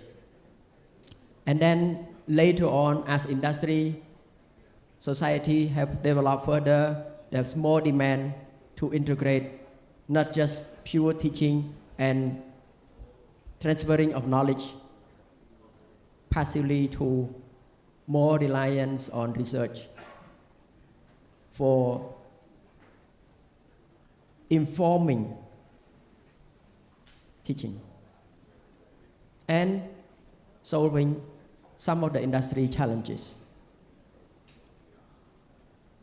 Fast forward, I think at least in the last 3 decades, there have been a call toward the other role of university, the contribution to socio-economic development, such as the model being named entrepreneurial university. Besides research, teaching, how can we promote economic development through startups, spin-off, and as the Vice President just presented, promoting entrepreneurial spirits among students so that they can not just create startup and create jobs, but be part of a problem solver in wherever they go, at home, in their community, in their employment. And then the last 10 years, the fourth phase of transformation is now at the digital level, called digital university. So you can call this university 4.0. But digital university is not in silo, not without purpose. Dr. T mentioned a few words. Besides the disruption and challenges of this digital technology, we are facing major crises in the context of Anthropocene. And for those that are not familiar, Anthropocene is an epoch, is a geological period that defines significant impacts of human activities and behavior on the Mother Earth. And this is evident as in the drought, the floods, the climate change that we are witnessing now, the extreme weathers and weather patterns that are witnessing as a result of both human and non-human activities. So how can digital universities contribute to solving some of the society's most pressing challenges, such as climate change, pandemic, food crisis? So beyond the thinking of the purpose, what to teach, we also need to think on how to teach. The approach to our curriculum must be more focused on learning than teaching. If the lecturer are keeping talking like what I'm doing now, then only the lecturers are learning. the student will not have a chance to learn. And this can be done by using the pedagogy approach called andragogy, which is for adult learning, that we regard every student to have prior knowledge, to have indigenous knowledge, and they are not like a bank that you deposit books, knowledge into them and expect them to be well-rounded. The banking system of higher education is no longer relevant in the context of digitalization, where knowledge and information is readily available anytime, anywhere, within the reach of students' hand. So instead, we should be focusing on how to train our students how to learning how to learn, and how to think critically. Information is readily available, is plentiful, but how can they access which information is reliable? How can they evaluate fake news from reliable sources of news and information? So, and then the last thing is in terms of collaboration of university. University are usually accused of being situating in an ivory tower due to the fact that they are not collaborating with other stakeholders such as industry and society, but also not collaborating with other universities, and tend to specialize, tend to be arrogant and proud of their academic publication and impact through high-ranking journals that may not have anything to do with the pressing challenges of our society and community. So that's why we need to consider that not just the issue with a single professor or researcher or scientist that do not have the exclusive knowledge to solve our complex challenges. Universities are also the same, that we need to consider collaboration across disciplines and multidisciplinary, between engineering, between architecture, between anthropology, between philosophy, history, and education. Only the collaboration across expertise and institution that we are able to use our research and knowledge to address these pressing challenges. But also, the greatest benefit is for our students. I would imagine before establishing CamTech, and you may read that in the books that we gave to you as a souvenir, a dream university would be a university of network. And today, I'm proud to be part of this strong dozen university network, and to have students, 10 students from CamTech to be here. And I agree with you, Vice President of UMA, that learning should not just happen in the classroom. Learning should be done by collaborating, because this is an important skill and exposure. And today, without collaborating across university, across discipline, we would not expose our students and produce the graduate that is well-rounded, that become a global citizen. And with that, since my knowledge is not in AI, I would just touch base a little bit to your initial question. It's a major question that scholars around the world are discussing. At CamTech, thanks to the leadership and wisdom of Professor Tichaim, we have created recently Center for Buddhist AI Ethics. So we understand very well. We don't know the answers or the answer or solution to our problems, but we know that we only know one thing that we don't know. Correct. Yeah. I'm serious. And that's why we established this center as a venue and platform to attract scholars, to provide solutions, answer to our pressing issue. I think philosophers, historians now have a lot more jobs and problems to solve because of the rise of technology, and Dr. Rati mentioned already that technologies and tools such as AI have double sword, just like nuclear technologies. If you use it wisely, you can cure cancer, you can benefit in medicine and agriculture. If you use it wrongly, then you can kill and destroy humankind. And AI is no different. So,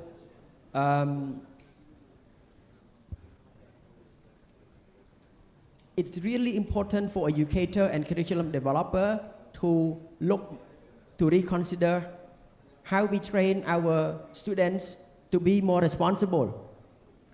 And the model of civic university can never be any less relevant. A civic university is a university that promotes civic engagement, community engagement, and responsible and global citizen. So when they are given the tools and the methodology to develop, to use this technology for their own enterprises, for their own work, they know one simple rule at least: do no harm. Just like for medical and health personnel, we have the oath, the Greek ancient oath: do no harm. For technologies, it's the same. Use technologies and AI for goods, for the benefits of your own community, your own enterprise, your own humanities, our own humanity, and not to harm. Finally, I would like to invite you all who are interested in this important question to join CamTech. We have, in addition to our Center for Buddhist AI Ethics, a regular AI forum that we have established even before the pandemic, since the birth of CamTech in 2018. And AI forum is a venue for scholars, not just engineers, computer scientists, data scientists, but experts and stakeholders of all disciplines to discuss regularly on the role of AI in improving our life, our business conducts, our education, and how to better understand the impact so that this technology can do good to our society than harms. Thank you. Thank you so much, Dr. Satiking. Thank you, Dr. Satiking, for sharing your valuable thoughts on higher education, innovation, and sustainable development, and also how to use AI ethically in education. I agree with one sentence that is still very relevant: do no harm. Yes. Okay, thank you very much. And I will move on to our second speaker, Dr. Pujo Sagita. The time is yours. Okay, not Sagita, but Sugito. Yeah, this is, Dr. Pujo Sugito, yeah. Okay, thank you, Bu Dini. Yeah. Firstly, I'm appreciate with this agenda, because we can collaborate each other among university and also with university in Cambodia. Yeah. because right now, yeah, we have to do that because we are living in collaboration era. If we are going to strengthen our university, if we are going to increase our ability, I mean higher university ability, we have to collaborate with each other, yeah, including with foreign university. But actually, the important thing is the program, the activity after this agenda. This is the important thing actually. This agenda is not enough, but after this agenda, this is the important thing, how to collaborate specifically, yeah, among university here. And actually, beside that, yeah, I'm going to share, yeah, with you the role of higher education, yeah, in economic growth, because like on this slide, we have to contribute to economic growth in each country, yeah. For university, might be by innovation and by producing entrepreneur, yeah. And in my country, we have a lot of university, yeah, might be more than a lot of higher education, might be more than 3,000, yeah, higher education in my country, and most of them have entrepreneurship center, yeah, and most of them integrate entrepreneurship to higher education curriculum, yeah, because right now we cannot produce skilled labor only, but we have to produce entrepreneur, yeah, to contribute to the economic growth. So this is responsibility of higher education right now, yeah. And then also most of higher education in my country has research center. This research center promote innovation. I think by innovation, yeah, we can contribute also to the economic growth. As you know that right now, the projection of economic growth until at the end of this year in Asian country the highest in the world, but just projection, yeah. The economic growth projection in Asian country more than 5%, yeah, at the end of this year. But this is projection. We still need smart working. We still need hard working to realize that. If not, impossible to attain 5% a year. And then also, yeah, like you know that the population in ASEAN will increase every year, and about almost half of population in ASEAN come from my country, yeah, my country. You know, the population of this country right now more than 300 million people, yeah. This is problem for me, but according to my philosophy, Japanese philosophy, the more people is no problem actually, yeah, because people is asset to development, yeah, to development. Also, of course, yeah, people with high skill, with good attitude and everything, something like this. And then how higher education play, how the role of higher education in my country, yeah?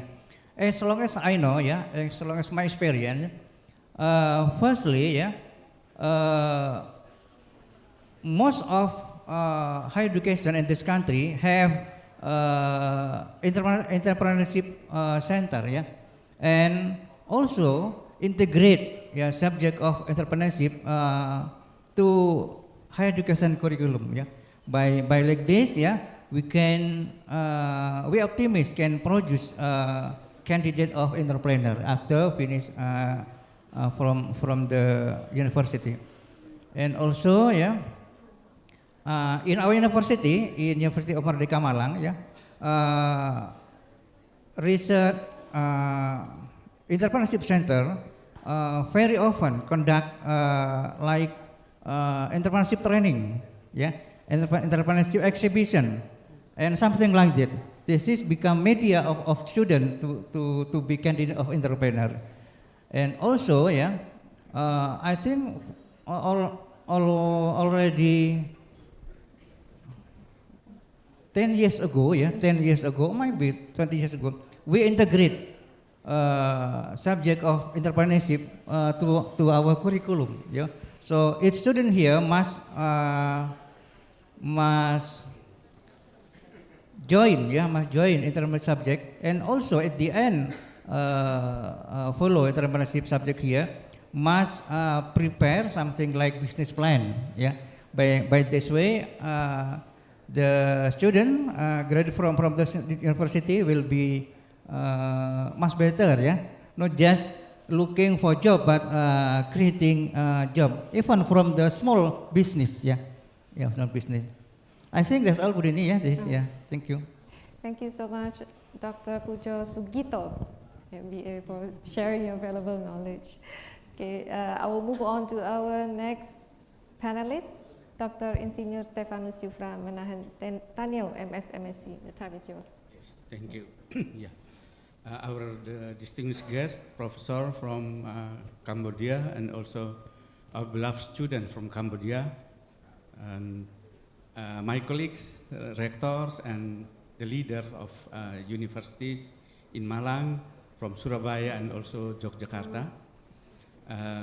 I'm the rector of Machung University.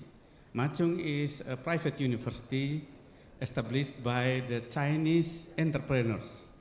But this university is open for all Indonesian students, not exclusive from Chinese, but inclusive for the whole young generation in Indonesia. And this university officially launched on 7 July 2007. And I joined this university before the officially launching. So I will going to present only 3 points. I prepare my slide, only 5 slides, based on the invitation and also terms of reference. So my slides contain 3 points.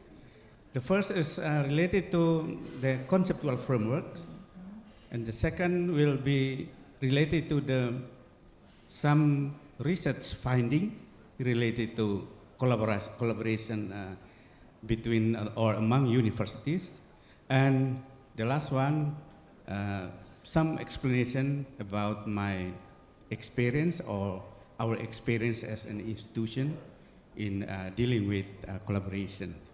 Next slide, please. Yeah.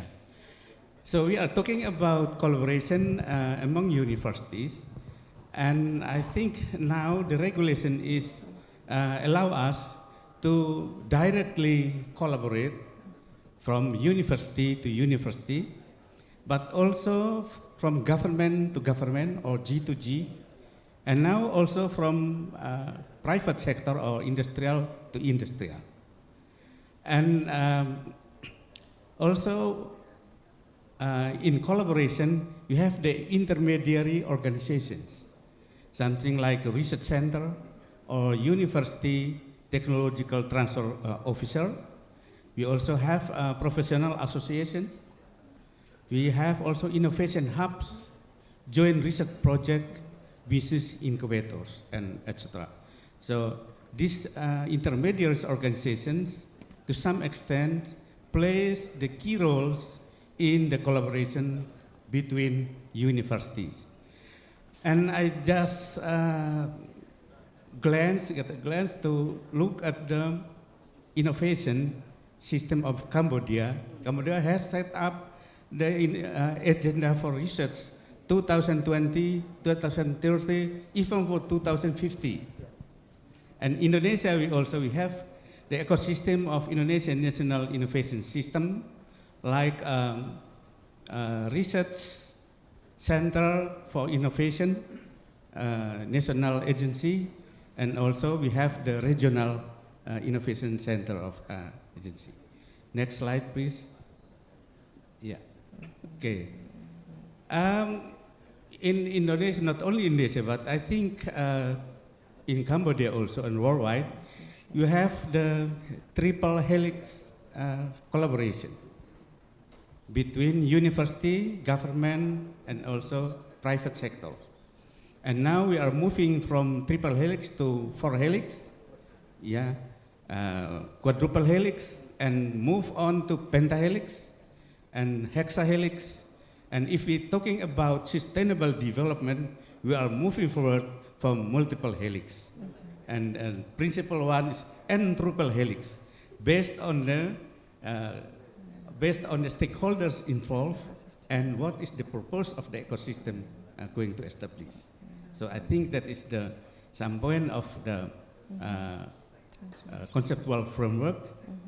Next slide, please. Yeah, next slide, yes. So our collaboration, the ultimate of our collaboration and the universities is community welfare, the human welfare. We are talking about welfare based on the research, and we know the economic knowledge-based economy. And finally, we'll come to the social welfare, and we will going to create something together. So we know the co-creation. In order to implement the co-creation, we need to prepare what are we going to do in research or community service or teaching program, exchange students, etc. So we'll have a preparation, identifying societal objectives. And after that, we're going to prepare the next stage is the codify, based on our resources. For example, in my university, as a relatively young university, new university, we only have four faculties. Faculty of Business and Economics, Faculty of Technology and Design, the Faculty of Health Science, and the Faculty of Language. Because based on the name, Chinese established this university, so we have English letters and Mandarin study program. So that is the resources we have. And the co-creation, I think co-creation, what are we going to do in the university in Indonesia, and I believe in Cambodia also, we have the three main tasks of the university: teaching, doing research, and community services. So I mean co-creation, we can going to create a project to collaborate in at least one or more of these, among these three main tasks of the university. And the implementation. And finally, not written in my slide, but we need to evaluate the impact of our collaboration. The social impact refers to the regulation, the government regulation. Because we have experience, have a collaboration with Chinese university, and that is a part of the social culture or the culture of the Chinese university. If the president, the new president, will come with a new regulation, so we have to adapt to the new policy. I think that is one part of the social aspect of the collaboration. And not only from the policy making party, but also from the impact of the project, research or teaching or social services. Okay, next slide, please. Yeah. Based on the previous research finding, I only identify the role of higher education institution and also the society and state and policy makers that I have mentioned before. So we'll come to the last slide, please. Yeah. The overview of process and function of higher education institution in co-creation for social innovations. So I think that is the identification of some wide range of possibilities for us in the collaboration based on the objective, based on the achieved social demand and challenges through the through co-creation innovation process. So we can look at the higher education institution function to the process, even from channel of distribution, the key resources, and the outcomes. And the next column is related to knowledge sharing and collective learning, and collaboration, research, and entrepreneurship, and maybe for the university, collaborative research and publication may be relevant, and also network facilitation procedure for collaboration and new collaborative physical space. I think that is some possibilities that can be implemented or can be done based on our resources. I think that's all my presentation, and if you have a question, we'll discuss it later. Yeah. Thank you very much. Thank you, Dr. Infra, for a very short and concise presentation. It's very valuable knowledge for all of us. Next, I'll move on to our last speaker for this session, Dr. Irma Tiasari. Please feel free to begin. Thank you. Assalamualaikum warahmatullahi wabarakatuh. The Honorable all directors and directors, the professors, doctors, and all the participants. Alhamdulillah, today we can gather in this blessing forum. Yeah, we have already heard about the explanations from the three speakers just now. Yeah, they already talk about something serious. Yeah, something a bit complex maybe. But now let's come to little bit simple, quick, and I hope it is interesting. Yeah, because I just want to share with you my experience as the international visiting lecturer in one of private university in Cambodia. Yeah, I hope this is will be useful for us, maybe sharing about the experiences, yeah, in teaching in different countries. Well, my presentation, I give the title of my presentation in the International Visiting Lecturer as an enhancer of collaborative ecosystem for sustainable innovation in higher education. If we talk about higher education, actually has been considered as both an engine for innovation and also the catalyst for sustainability development. So, the integration of both innovation engine and sustainability catalyst, yeah, it will provide the roles to the higher education enrichment in innovation ecosystem, especially in this era, yeah, already mentioned by the three speakers that we live in a industry 4.0 and society 5.0. We are required to have a different mindset, how to face all the changes, yeah. So, as the high education institutions, yeah, we should actively encourage, yeah, collaborative learnings, and we can focus open platform for collective action and systemic change that help them to engage with society and strengthen their collaboration with the social actors. The social actors here are many, yeah. For example, like our partner universities, our industry partners, and then yeah, the students of course, yeah, the government, the regulators, and etc. And international, international visiting lecture, we consider as the collaborative learning tool, one of the collaborative learning tools. Why?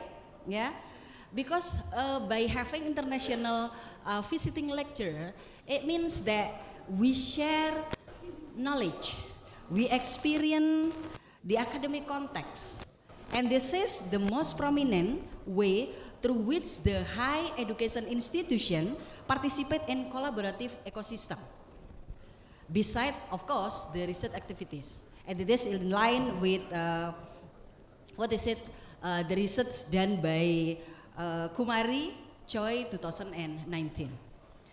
And by having the international visiting lecturer program, at least we will have 2 goals here. The first is strengthening international network and improving the quality of teaching research, and then enrich and expand the existing range of high quality courses and seminar through the expertise in subject matter. That's why if we talk about international visiting lecture, as mentioned by Mr. Rector Machung, combine the three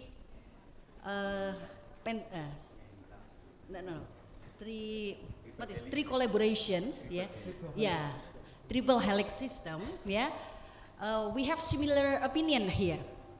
By having the international visiting lecture, we can cover at least the ecosystem with the 4 aspects, for example, like culture, economic, society, and its environment.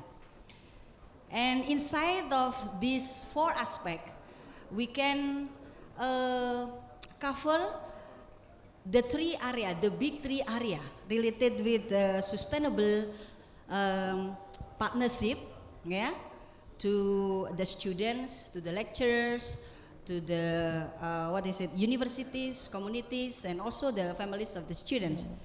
And another thing, if we talk about teaching, of course we will talk about pedagogic changes, which is talk about the curricular, how we put ourselves into interdisciplinary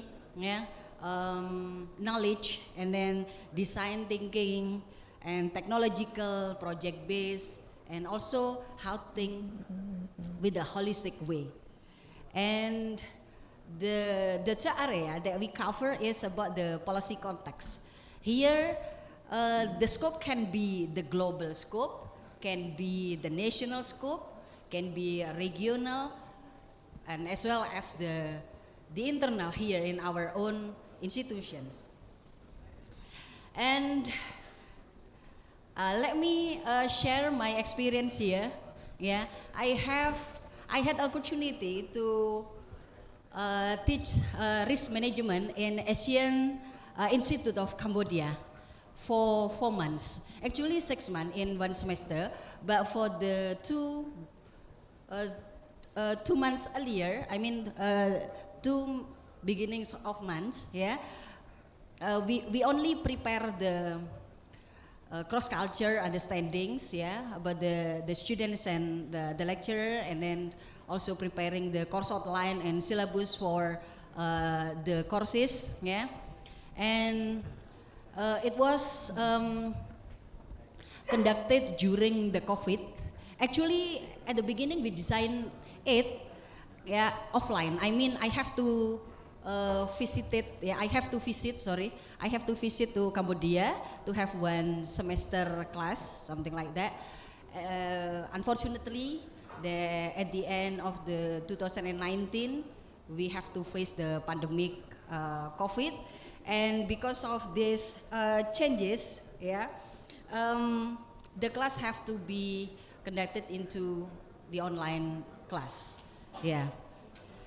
and of course, because under the effect of the pandemic restrictions, resulted the changes in the method and also the teaching, media we have to prepare for them. And here is the examples of the course outline I prepared for risk management course, and we have the same like in Indonesia. We have 14 meetings, and 1 meeting for midterm test and 1 meeting for final test. And based on my experience during teaching in Asian Institute of Cambodia, I found something interesting. The first is about the because we have to change the media into the online class, yeah. So we shift the online education, yeah, affected learning strategies for the students, and online class now to be the as the alternative to face-to-face classes. And then the second, the student, what I really appreciate from them is that the students remain actively engaged in help seeking the online class, yeah. And as the lecturer, we also try to shed light the necessity for us to ensure that there is a sufficient spaces to for the communication to the students. And the most interesting thing, and I cannot forget about the experience that during the whole classes, from this first meeting to the 14th meeting, all the students, yeah, beside them, what they said, not only very active in class for the discussion, for question and answer, what they said, question and answer, they also, yeah, active, what is it, open the camera for the whole hours of our teaching. Yeah, I have, what is it, opportunity to teach in different, what is it, university, but I never found the unforgettable and interesting, what is experience like this.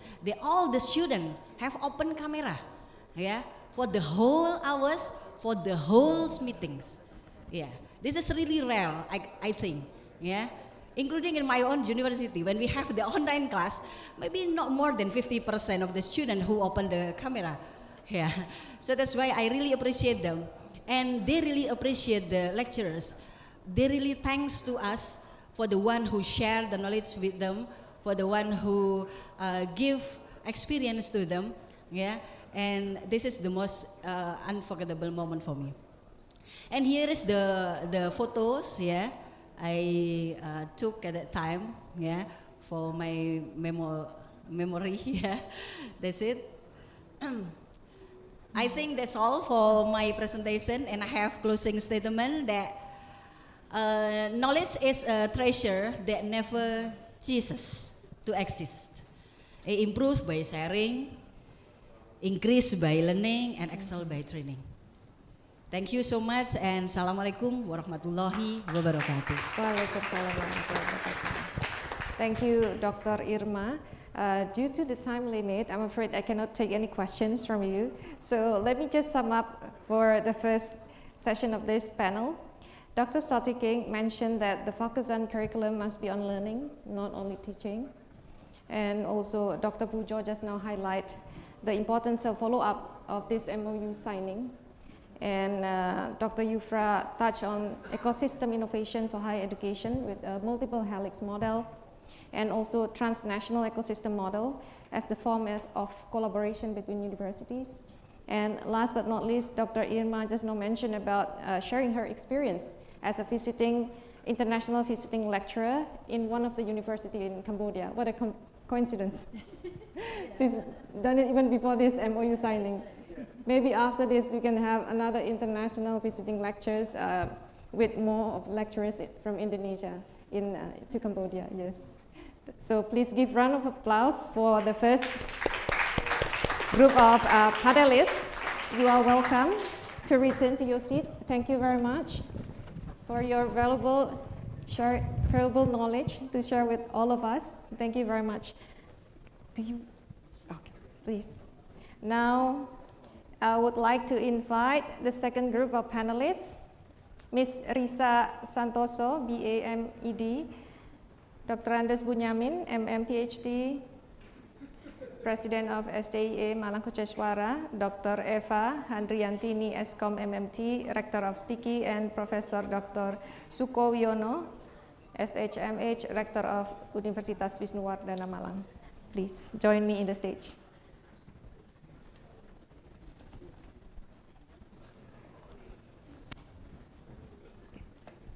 Please have a seat. Thank you. Yeah, please have a seat. Saya menggantikan Pak Benny. Yes. Gak apa-apa, silakan Bu Nita. It's okay. Yeah.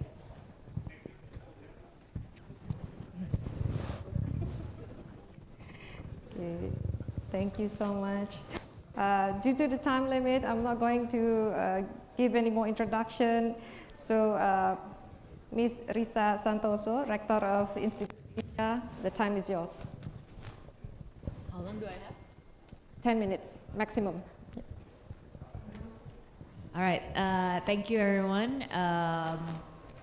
This is, I think, our pleasure for being here, being invited by UNMER. So thank you also for inviting us and joining this symposium. The topic for this symposium is basically how can we collaborate, create an ecosystem so that it's sustainable for development and innovation, and hopefully that sustainable innovation can reach across nations. I think one of the things that I have implemented in Institute Asia and what I see work well is how, if we want to create innovation, is to create autonomy in our teams. And I think that's one of the things that I want to share today.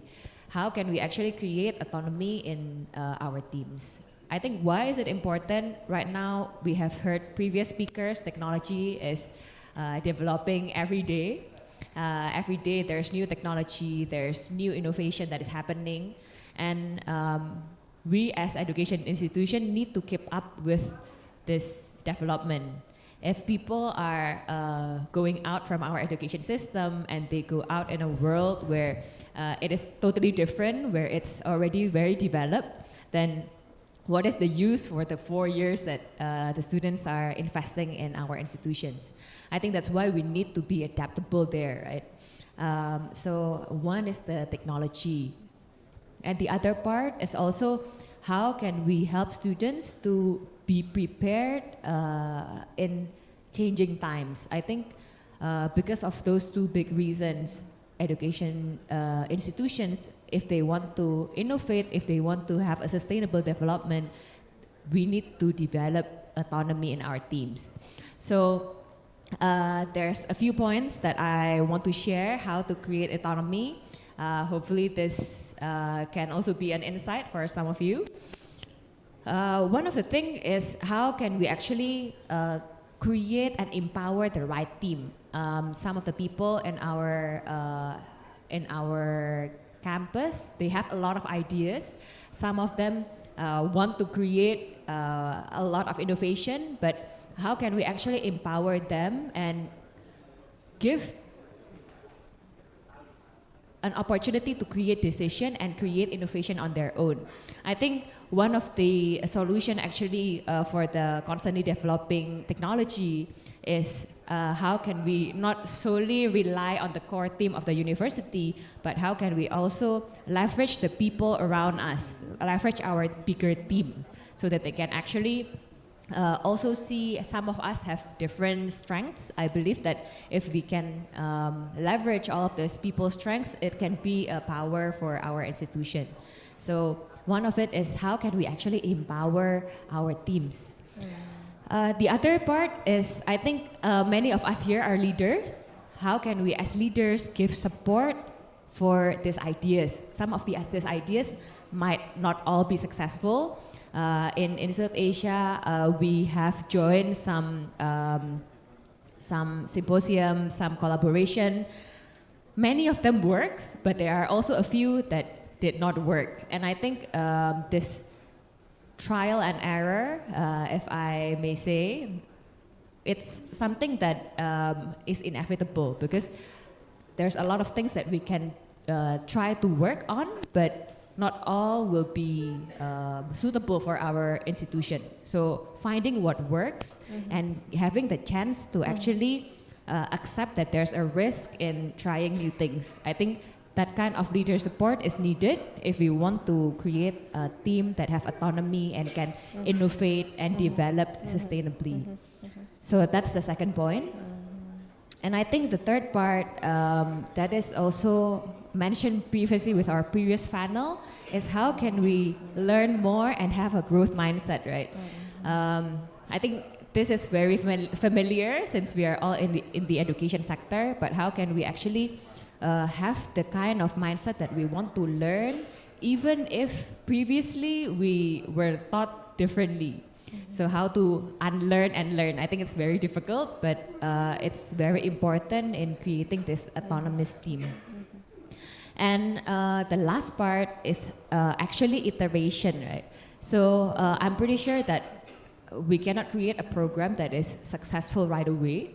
We have to do a lot of iteration going if we want to create something great.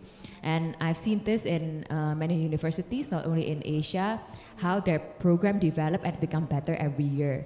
I think even if we create a program that might seem moderate and not very successful, but I think if we iterate on it, learn from what went wrong and focus on what went right, I think by iteration it can actually become a lot better in the future, in 2 or 3 years going on down the road. So basically learn from our mistakes and moving forward, implement what is successful.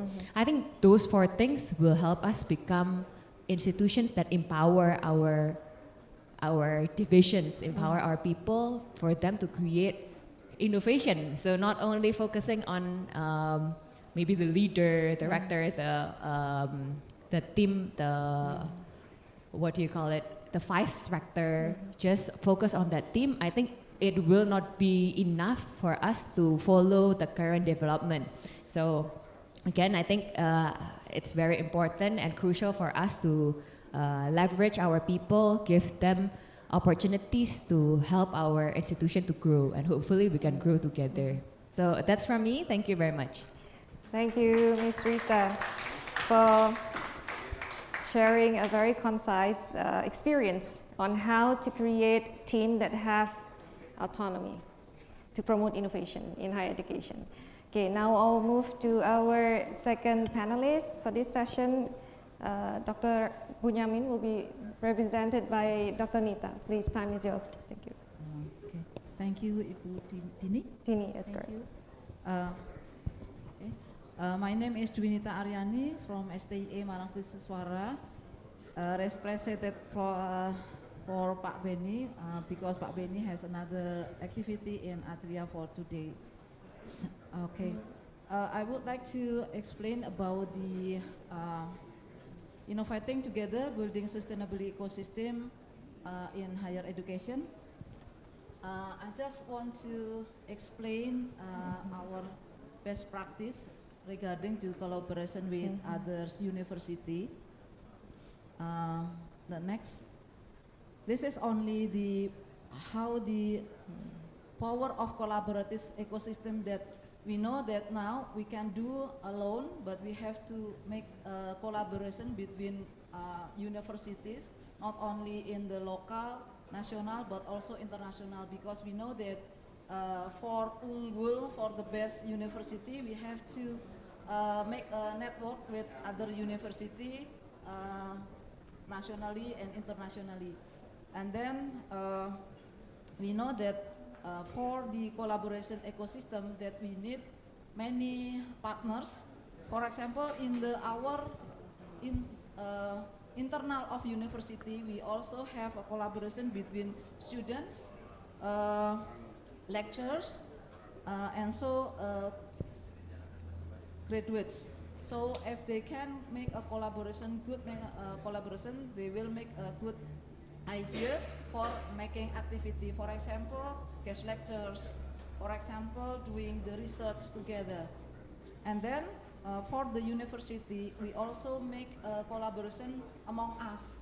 So maybe for the CamTech University, we can do with all of the participants here, we're doing, for example, the community services, maybe online or offline. Maybe we can do with online.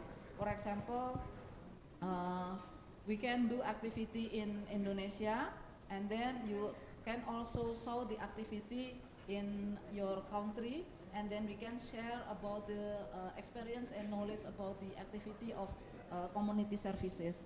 And then among the university, we also make a collaboration with small medium enterprises or industry.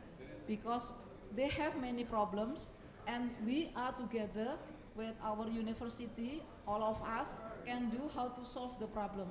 So I think this good idea,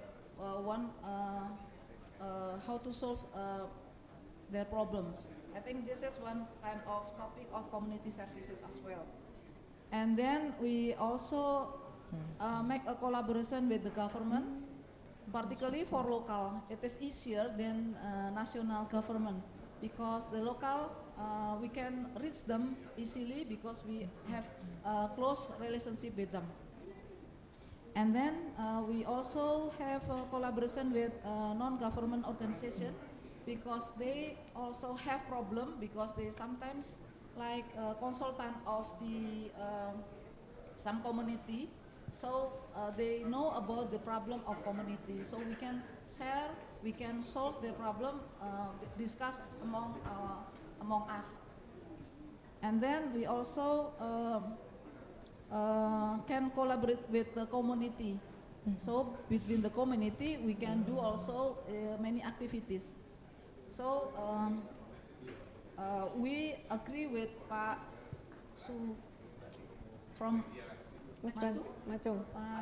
Pak Yufra about the multi-helix.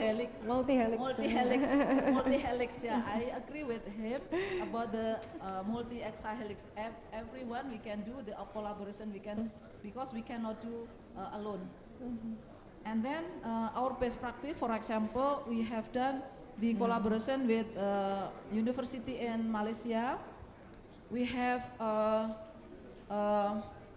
online teaching together, guest lectures from USIM, University Saint Islam Malaysia, gave a lectures, and from us as well. And then the students present some articles about some topic, for example, the entrepreneurship or any kinds of the topic for the students.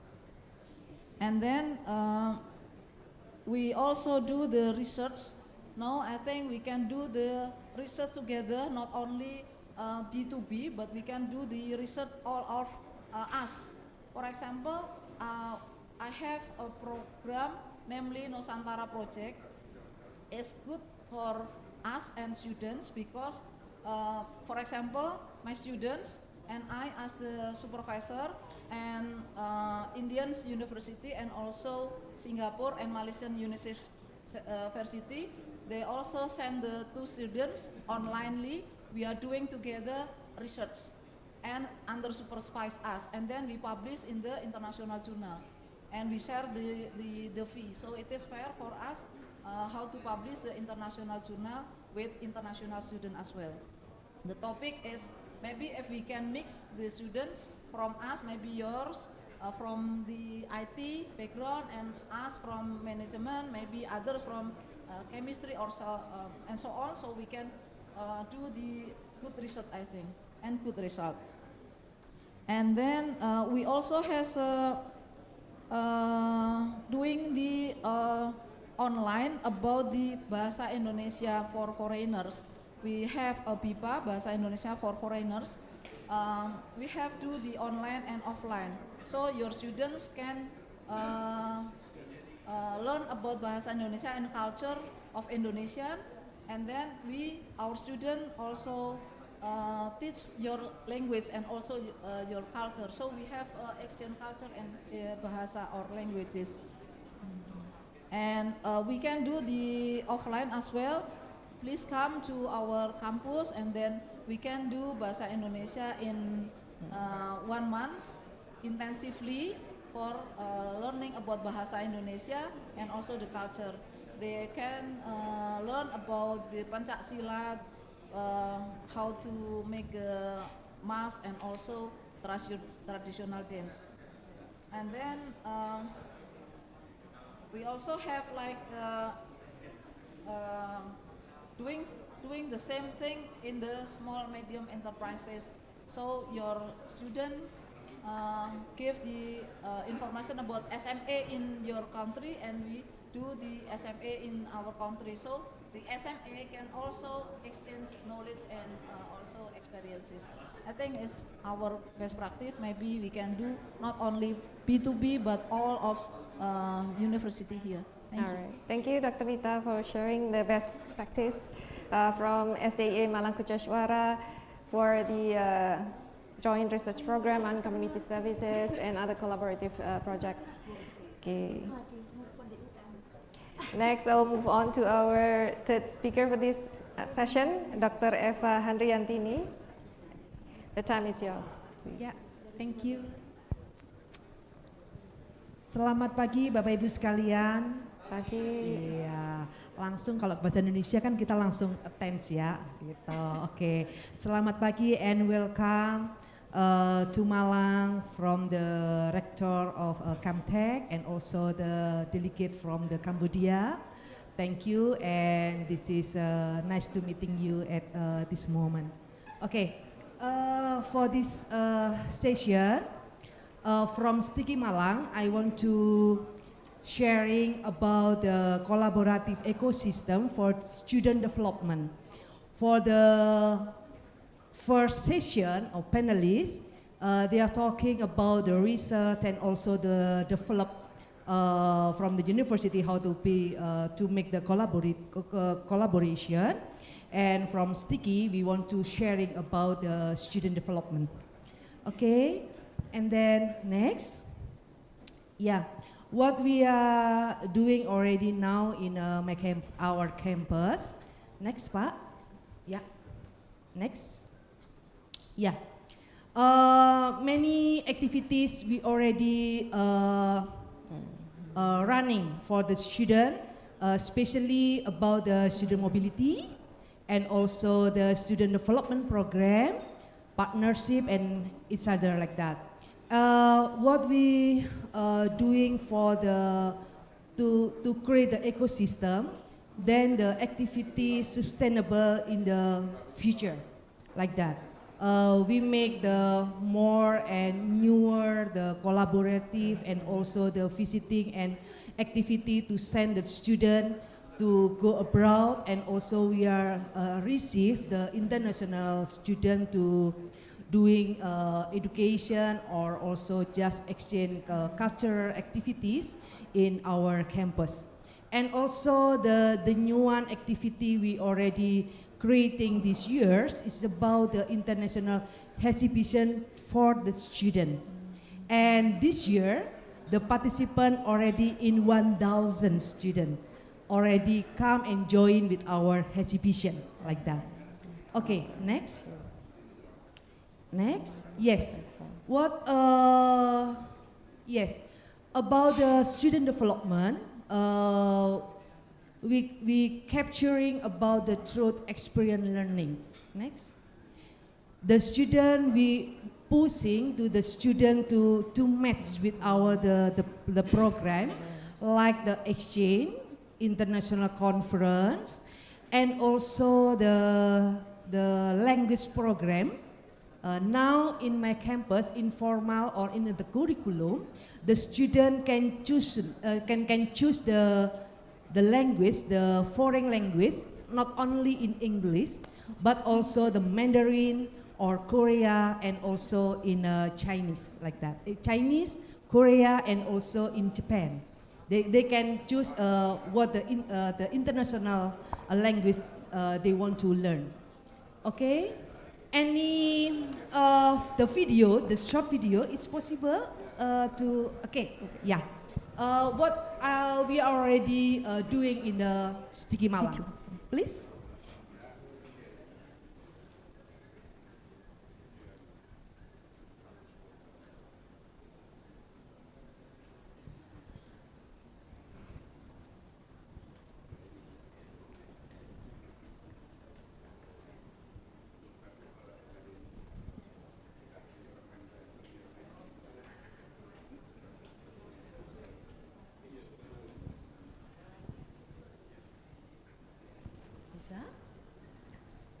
They're still yeah, trying to show the Pak video. Arif, bisa bantuin Pak? Ya.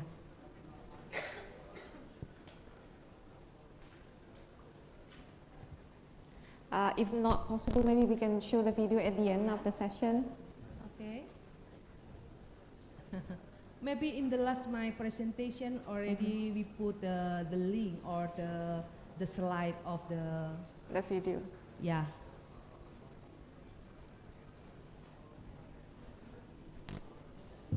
Okay, the sound is there.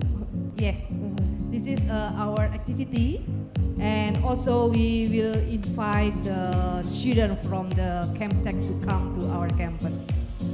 Yes, actually, before the pandemic, we already exchange activity or the mobility, the professor or student from Cambodia to the Malang or my campus.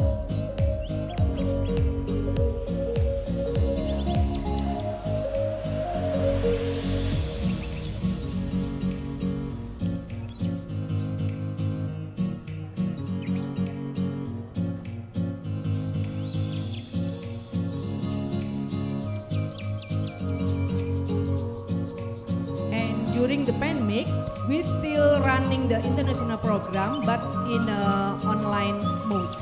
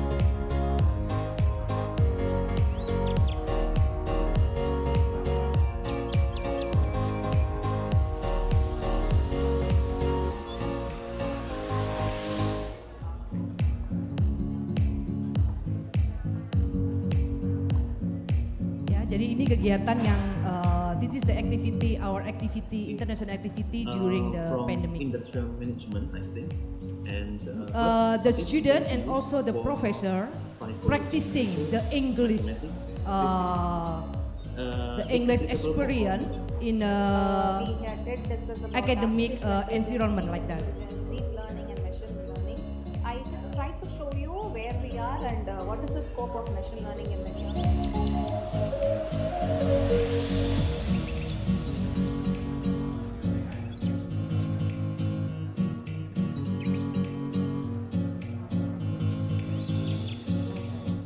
We can combine both print and online modules, online materials to enable our students develop their communicative skills. To increase learning, develop learning activities, facilitate engagement between students and teachers, and create an e-content bank.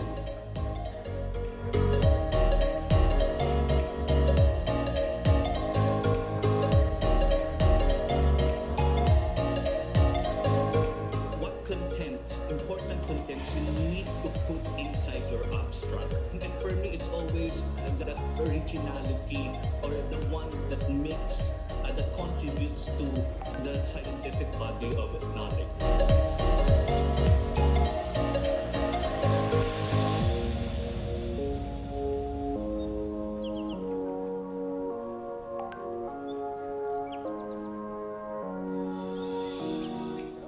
Break break down sometimes. We are not strong always. We have weaknesses, and it's And okay not to this be okay. webinar But is make not sure that only you will for the make professor, ways one but step also at the a time student. to be okay. Student from You can make sticky it and gradually, okay? international Yeah. student And lastly, sharing smile about the always. It knowledge, makes you experience, and the handsome project beautiful. to each And other. yeah, never try What never the know. goal, what we Like, I want know. to do So is you'll about the never know, like, collaborative mobile game development project side. between our student with the international student.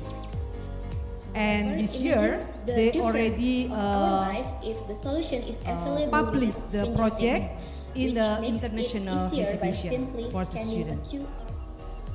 It's the same as the Vocaloid here, but in this I just preview it for this.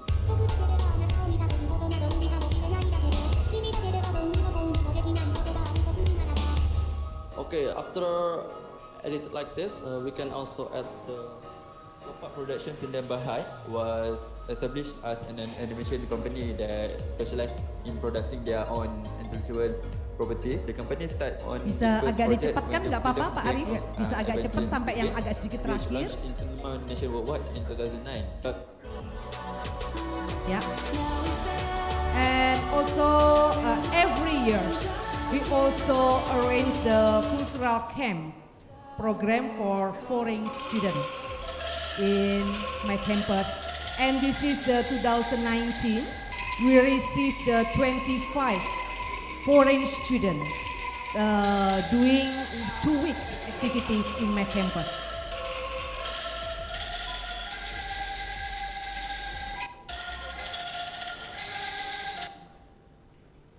Yeah, thank you. Okay, thank you Yes, very much. maybe any the closing remarks can you show in my presentation in the last slide? Yes.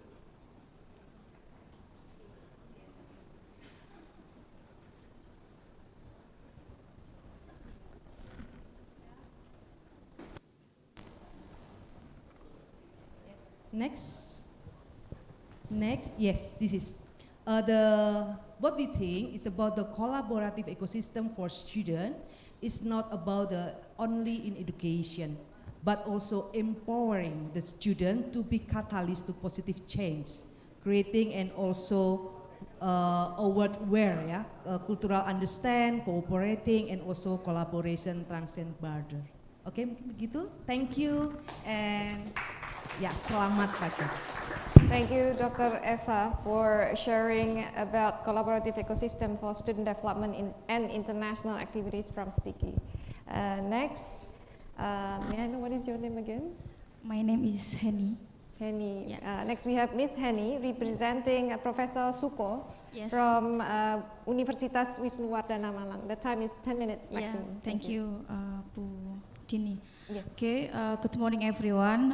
Thank you for the opportunity for this moment. My name is Henny. Here I'm a representative from University of Wisnuwardana Malang, particularly for my rector, Professor Dr. Sukowiono, could not attend this agenda because he has the other agenda in OM. Okay, first of all, actually I really interested with this topic for this agenda. This topic is regarding about the collaboration. As the mentioned previous, that collaboration for right now is it one of the important thing, particularly for higher education. In the Pak Kardi mentioned previous, he said that for right now in Indonesia we have MBKM and we have 9 flagships of MBKM, and the one of the thing of the MBKM is collaboration. So we are as the higher education have to a good collaboration. And what is the importance of technology? As we know right now, our society is 5.0 society, so we could spirit it from technology. But automatically, this technology has if for learning process. As we know, for learning right now we know VR, and then virtual tour, virtual reality, and then AI, and so on.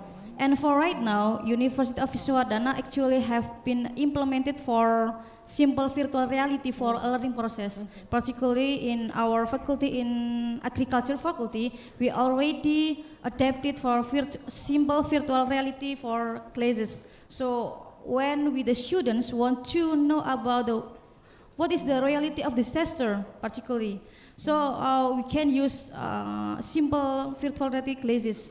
So I think is it one of our adaptive to technology in our learning process. And then in here, actually, I have 5 points what we do as the higher education to adapt it of technology in ecosystem. The first is in higher education, particularly in Wisnuwadana, we have to have what is uniqueness product in our campus. In here, we have LPPM or Unit Research and Community Service. Actually, in each faculty, we have a coordinator for research and community service. What their duty? Their duty is to maintain and to monitoring what the product utilization for each research.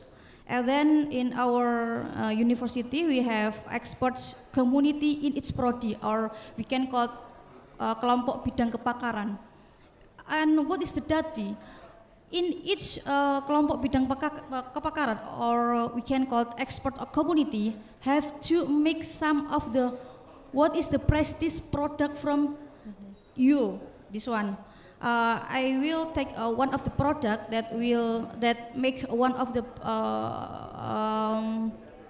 superior product in agriculture faculty. That is, we can call cool waste based on the IoT. So in agriculture faculty, we have some of the monitor detection for disaster, particularly for landslide, based on the Internet of Things that integrated with website. So in each minute, we can record what is the temperature, humidity, and so on in our disaster area. And all this process is by IoT and also web-based. This one. And the third one is for right now, Wisnuwadana University is during mapping what we have, and what we offer. I think is it one of the point to make a good collaboration. So when we want to collaborate it, particularly in research, some of research, we have to over what we have, particularly in engineering faculty. For right now, we have teaching factory. Teaching factory is one of the program in engineering faculty that open for all the students want to learn, make some of the product. And sometimes we invite of the practitioners to be a teaching or to be a teacher. So is it one of the agenda to over when we want to make a collaboration with the others. And the last one is I also agree with the director of the Majung that pentahelix or triple helix is it one of the models that can be implemented for make a collaborative ecosystem, particularly in higher education. Because we as the academician, sometimes we could not promote our product if we have join with media or with dunia usaha, dunia industri or business. So I think the model of the pentahelix is it one of the model that can be adapted for make some sustainable for collaboration, particularly in higher education. I think this is fourth point that I mentioned previous one of the strategy in my university. I think that's all. Thank you. All right, thank you so much. Just give one more second. Okay, if I may sum up from this session, all of the panelists are sharing about their experience from their universities in collaborative form in higher education. Just now, Ms. Risa mentioned about how to empower the team to promote innovation in higher education, Dr. Eva mentioned about how to empower the student. So not only the team, the student also we need to give empowerment. And from Wisnuwardana, you just share about how to use virtual reality to assist the learning process. And Dr. Nita also mentioned about the practice best practice in your campus, from your campus about the collaborative project from STIA Malang Kucheshwara. One of the example is community service, and then also joint research and international collaborative teaching. All right, thank you so much. Please give one round of applause for the panelists for this session. You're welcome to return to your seat. May I invite the panelists for the last session?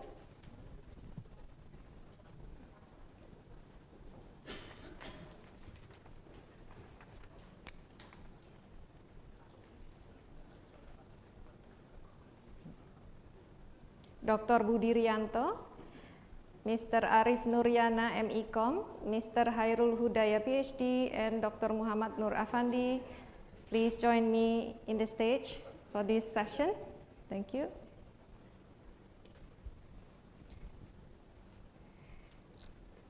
Due to the time limit, I'm afraid, can you please share your experience very concise, like maximum 10 minutes? So sorry about that. All right, without further ado, let's see. Dr. Budi Rianto, the time is yours. You're welcome.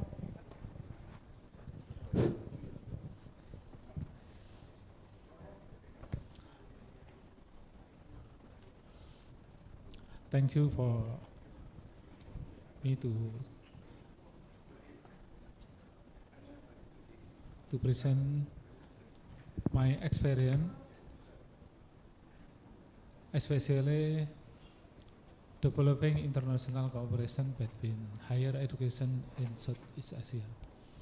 But for the first time, I have to say my Honorable Mr. Sotingking from Cambodia, President of CamTech. And so the others, thank you for attending me. Okay, let me present my slide. First is, my name is Budi Rianto. I came from Hang Tuah University, from Social and Political Sciences. And then next, before we talk about the cooperation, we have the basic legal for Indonesian cooperation between higher education. Indonesian ratification on the WTO, yes, as general agreement trades, traffic, and service in the education. There are first cross-border supply. It means long distance learning by internet, online, and others. Consumption abroad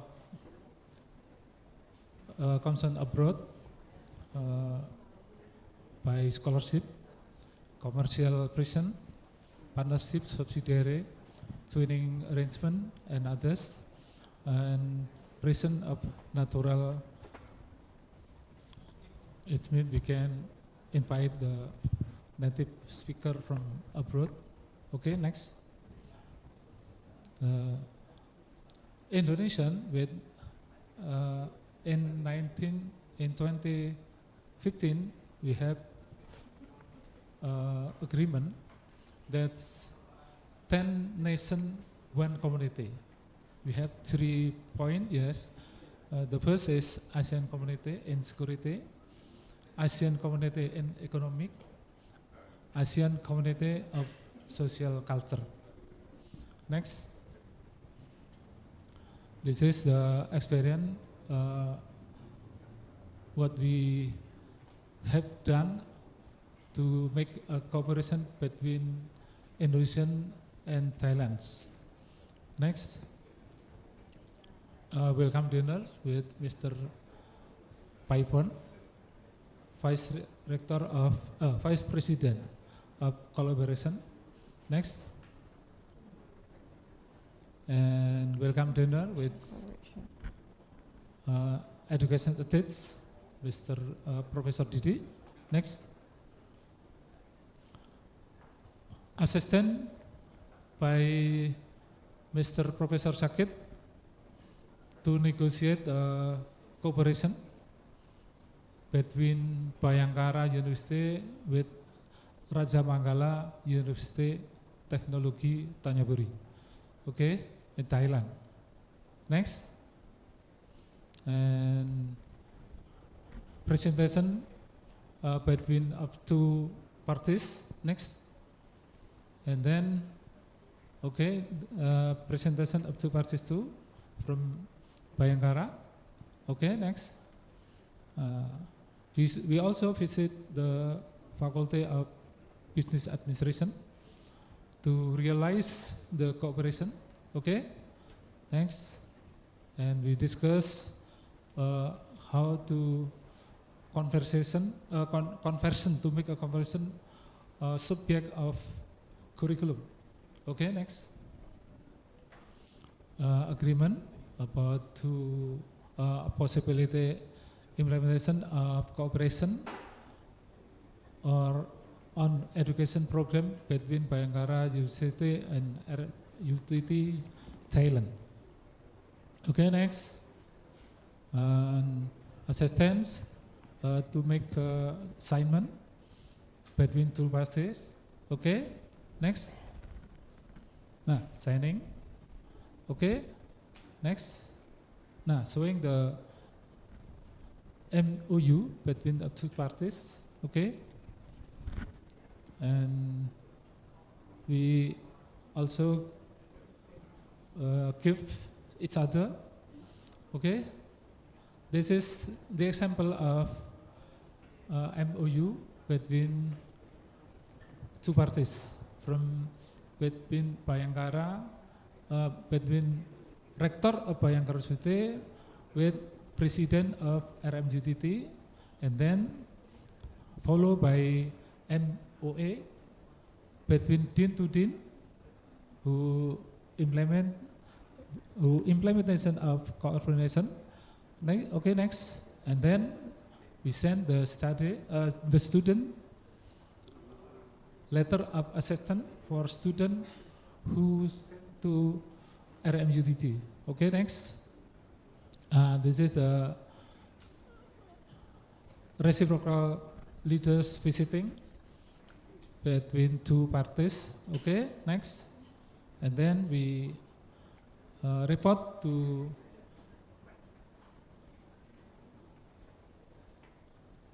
about the implementation of cooperation between university to embassy. And then this is the example, the student who sent to the university. Then okay, next. Okay, next. This is the I'm afraid example. Yes. Okay, next. Next. This is the dormitory in RMUTT, and then next. The student who sent to Indonesia, to Bayangkara University. His name is Amodex. Okay. Next. That's a good visitor culture. Next. This is my experience cooperation with Durakit Pundit University in beside Bangkok city in Thailand. Okay, next. with beberapa university too. Okay, next.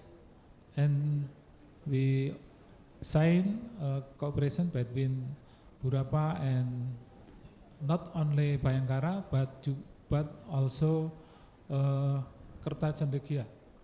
Thus, this is the nursing academy in Sidoarjo. Okay, next. This is the Mr. Didi to support funding cooperation between university. If government to government will be less in cost, but if you to you will be expensive. Okay. So in the final, let me introduce my university is Hang Tuah University in Surabaya at Sukolilo. Okay, next. Our faculty, we have many faculty that's maybe we can make a cooperation. Okay, next. Representative of Indonesia for ASEAN Community in 2016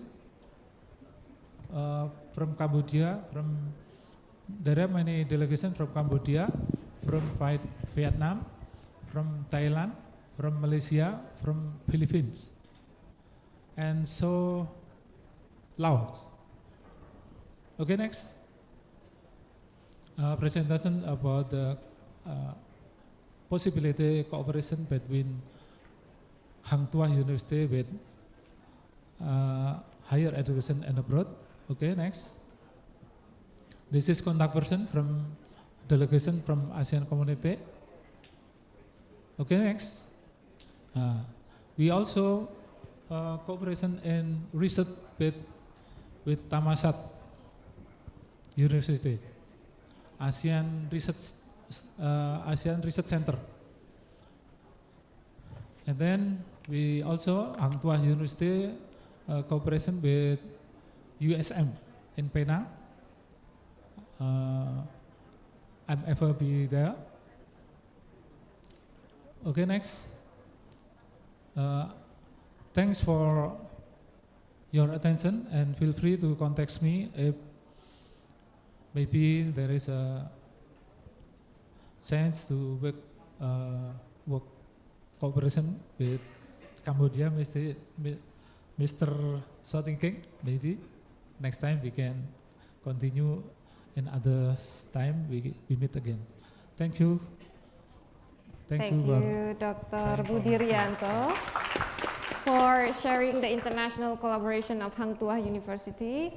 I learned that you have a lot of cooperation with Thailand, universities in Thailand, maybe next time with university in Cambodia, and Malaysia as well. All right, without further ado, I will move on to the next speaker of this panel, Mr. Arif Nuryana. The time is yours. Well, thank you, Mrs. Andini, for your time, and then good morning, everyone. Bismillahirrahmanirrahim. Assalamualaikum warahmatullahi wabarakatuh. Or we say in Cambodia, Chum Rip Shower. Is that right? Chum Rip Shower. Okay. And then I got two words anyway, and then Okunchren. Okunchren is terima kasih banyak. Ya. Thank you. Nice meeting you, Mr. Shouting King. Well, I'd like to introduce what next? Actually, I prepare a 3-slide of presentation and then one video, but I do not know what's the equation for this one. So we'll introduce first what the Mercu Buana Yogyakarta is.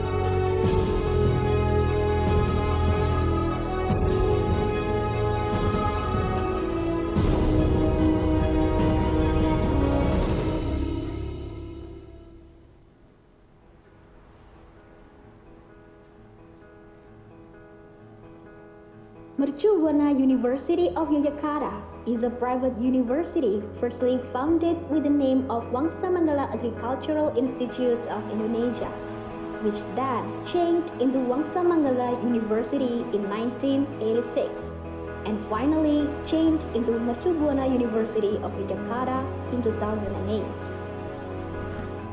Its vision is to become a university which has commitment to realize the advancement and prosperity of society in accordance with the ideals embedded in the motto Angudi Mulyaning Bongso, the pursuit of excellence. In its development, Mercu Buana University of Yogyakarta has gained public trust. More than 10,000 students have been studying at Mercu Buana University of Yogyakarta to prove themselves to be an excellent generation for the nation. Mercu Buana University of Yogyakarta has 3 campuses intended to support the needs of teaching and learning activities. Teaching at Mercu Buana University of Yogyakarta is run and managed by faculties and study programs at undergraduate and postgraduate levels, including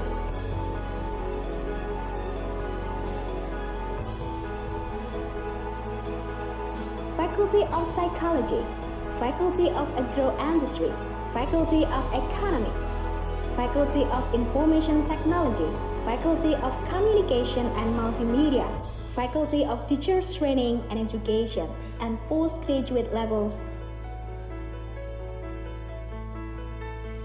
To support the university's quality objectives. Well, I think that's enough for the video. Okay, we continue, and I promise you it will be quick, very quick anyway. First of all, would you mind? Okay. Well, my name is Arif Nuriana, and then this is our leaders, but now on they are on Malaysia anyway. So we continue with the next slide. Well, Mercu Buana vision is to be high quality socialpreneurship university which is beneficial for society and has international standard in 2009. Okay, and next, that's communication is communication and multimedia science anyway. Next one. Okay, skip it. Okay. Next. Okay, now we stop it right here. Probably for the collaboration between Mercu Buana Yogyakarta with the CamTech University, we got 3 faculty probably possible. That's a faculty of communication and multimedia science. There is in the communication field and multimedia, including the journalistic, technology, social media, and so on. And the faculty of teacher training and education, and the faculty of information and technology. Next slide, please.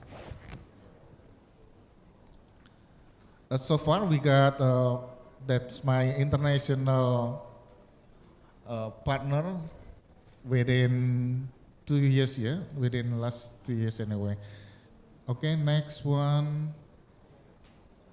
The implementation, what we got here, English education, Mercu Buana Yogyakarta with the CAPSU Philippines. Next, that's about sharing what we done anyway. Joint research dissemination. Next one, that's with the Malaysia anyway. And then virtual innovation summit. That's a conference or a virtual conference. Next one. MoU signing, SPI, and then with ICCM. Next one. There's a faculty of information technology with UNIKL MIIT Malaysia. Next one, international workshop and so on. Unica Almaisat visiting lecture, both from Mercu Buana Jakarta visiting to Malaysia and then the other way around. That include the students, about 30 students anyway. Next one. International Student Community Service, we call it KKN. That's a program independent for industry visit anyway. With Thailand, Malaysia, and Brunei Darussalam, and Malaysia. Next slide. International competition. Competition means what do you call it? Between our partner, we design a competition that we held together with the participant as a student anyway. Next one. There's another picture of implementation. We write a book together. That's a new theme, media, language, and so on. Visiting lectures, student exchange, and so on. I guess that's enough. Next one, next slide. That will be, no, forget it. Next, yeah, that's some of our foreign students from Unica Almaisat. I think that's enough. Thank you very much. Oken Tran in Cambodia, thank you very much. Thank you, Mr. Arif Nuryana, for sharing the international collaboration with other universities from Universitas Mercu Buana, Yogyakarta. The next speaker is Dr. Hairul Hudaya. The time is yours. Okay, thank you. Good. I think this is now a good afternoon, ladies and gentlemen. Thank you so much for having me here. Honorable Pak Warek, where is Pak Warek? I cannot see him. Praying. Pak Warek, who makes this event possible. I mean, inviting me. Thank you, Prof. Bona, and also Honorable President of CamTech, and also our colleague, Rector, and distinguished guests, Mbak Rita dan teman-teman semua. So, I'm really happy to be here. I'm coming far away from here. I'm coming from Sumbawa. Some of you might confuse about Sumbawa and Sumba, what is different. So that's why I provide now a video. Would you like to please to play for a very short video about our university? Can we please play the video? Okay, click the video. So, yeah, this is our university. In the world. One of the smaller islands that has not been popularly mentioned, Sumbawa, is one of them. It is located in the middle of the Lesser Sunda Islands. Lombok is to its west, Flores to its east, and Sumba to its southeast.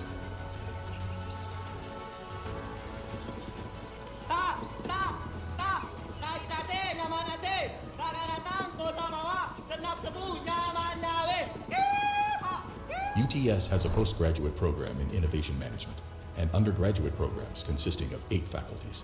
Faculty of Systems Engineering, Faculty of Environment and Mineral Technology, Faculty of Life Sciences and Technology, Faculty of Agricultural Technology, Faculty of Economics and Business, Faculty of Social and Political Science, Faculty of Psychology and Humanities, and Faculty of Law. In total, UTS has 31 accredited study programs. We offer funded scholarships for both undergraduate and postgraduate programs for international students through the UTS Global Ambassador Scholarship Program. Supported by reliable teaching staff graduated from renowned national and international universities, UTS is able to adapt to global needs.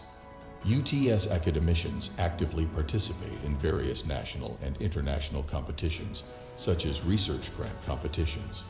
UTS opens opportunities for lecturers and students to create innovations that can benefit the region and society. Some innovative and applied products have been produced from research and community services conducted by lecturers and students.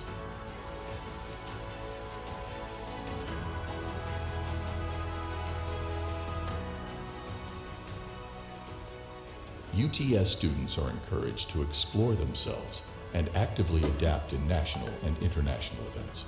By taking part in organizations, it helps students to enhance their experience and become well-rounded individuals. Here are some achievements of UTS.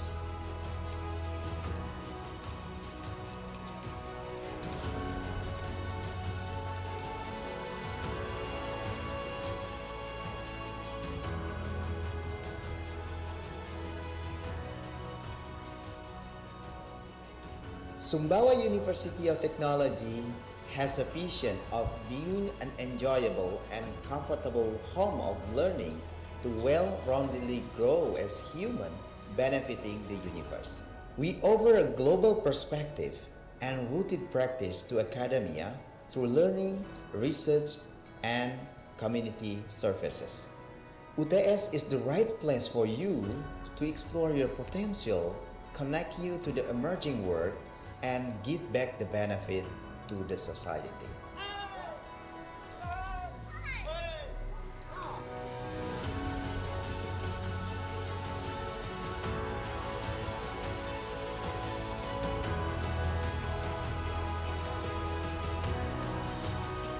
Okay, I think stop this.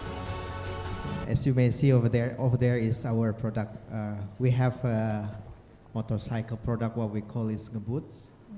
Ngeboots mean going faster in Bahasa Indonesia, where UTS word is over there. Because we are inspired with Gesit. Gesit is product of ITS, and we have also the product. And now we have already the product already commercialized. Okay, I would like to share today is about how our university to increase the internationalization in our campus right now. So far we have full degree student at our university, international student, more than 10, I think 11 or 12 international students. They are actually studying at our university for the full degree. This is not exchange students, but they are really full degree coming from, some of them are coming from Europe, some of them are coming from Africa. So we would like to share about that. So this is the philosophy that we are trying to make for making internalizations. I do believe that internationalization, sometimes we are thinking that we are sending our lecturer, we are sending our students from our university go abroad, or otherwise vice versa. We also invite them to go here. But our perspective is, rather we are thinking about that. We are thinking that we are like the university, what we have provide scholarship abroad. For example, some of you might study abroad in any other country, okay? So that university, basically they are actually giving the scholarship to international students. But so far, not many universities in Indonesia are offering that kind of scholarship. So there is an experiment in our university. It was in COVID era in 2020, in September. We're launching the program, what we call is UTS Global Scholarship Ambassador. We are sending the letter to all of the Indonesian embassy overseas, more than 80. We are sending by email. And you know, after that, we are sending that we are offering the scholarship to the international students. And surprisingly, this is really a surprise to us.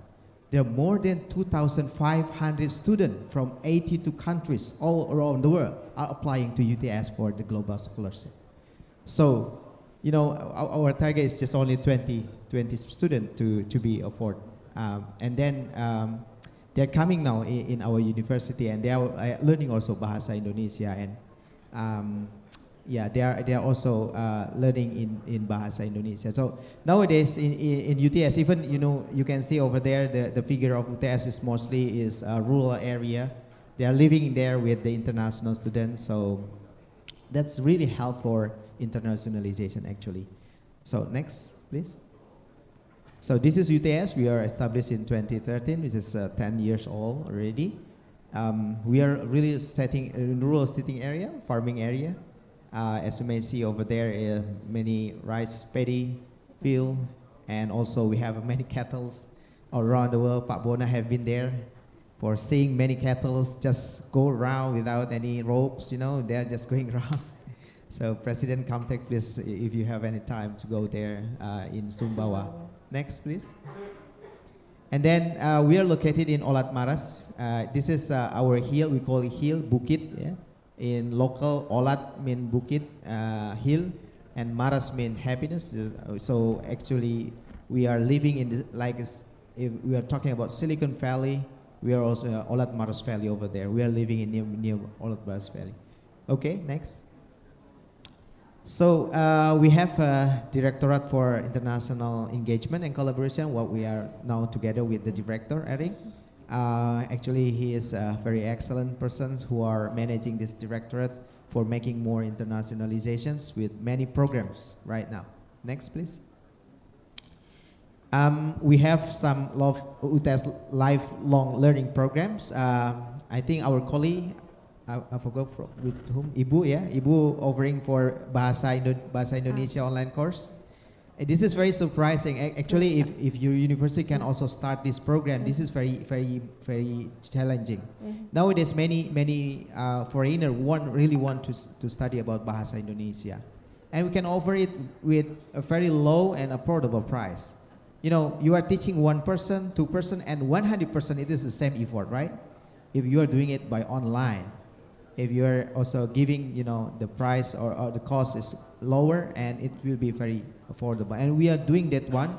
And for this case, we have more than 100, I think, participants from more than 50 countries. I think we have already applied. Yeah, Eric, yeah, maybe you know better about that than me.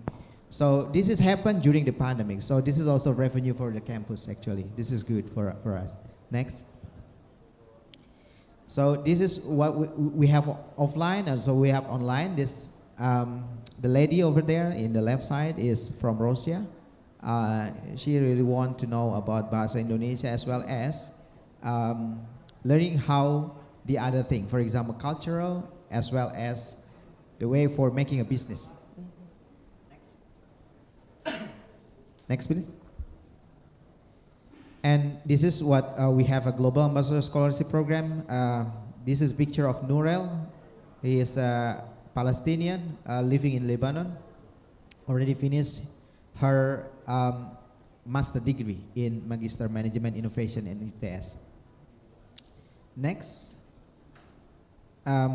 Yeah, this is, you guys, sometimes we are also dealing with, you know, attracting many students to our university is actually part of soft diplomacy. You know, they have to learn about our Bahasa. They have to learn about our culture. And in the same time, they will speak up to the world with their own language to other society about our hospitality, about our culture and many things. So that's is part of soft diplomacy actually. Next, please. And we have 16 countries, from 16 countries, 19 international students. 11 is graduate student, 8 is undergraduate student. They are totally full degree, not exchange students. And some of them also we are doing, okay, maybe we have collaboration with our partner. For example, we are sending them to UMN, for example, for making the exchange. This is good for us. You know, we have KPI from the ministry that we have also to have an exchange program. This is good. So we have international students. I can send to your university, for example, to visit your university for 1 semester, and we can have a credit, transfer. And this is good for your university and also good for our university. So collaboration is actually really good for us. Next, please. And we have a program, Rural Up program. For this, we have. Sorry. For this, we have. Sorry, yesterday I was becoming a speaker in Jakarta, so my story. So we have a Rural Up program. For this, we have collaborated with National University of Singapore. So NUS students coming to our university to feel about the rural experience in Sumbawa and to feel many other culture, like if you heard about Barapan Kebo. Barapan Kebo is buffalo racing, water buffalo racing in Sumbawa. This is very interesting for them. It's the first time ever from their life. Yeah, they never experienced that kind of experience in rural area. So this is good for us to connect and bond with them. Next, please. Yes, we have also some partnership with American University, Northern University, academics in Moscow, Moscow State University, and many other university as partner, as collaborations.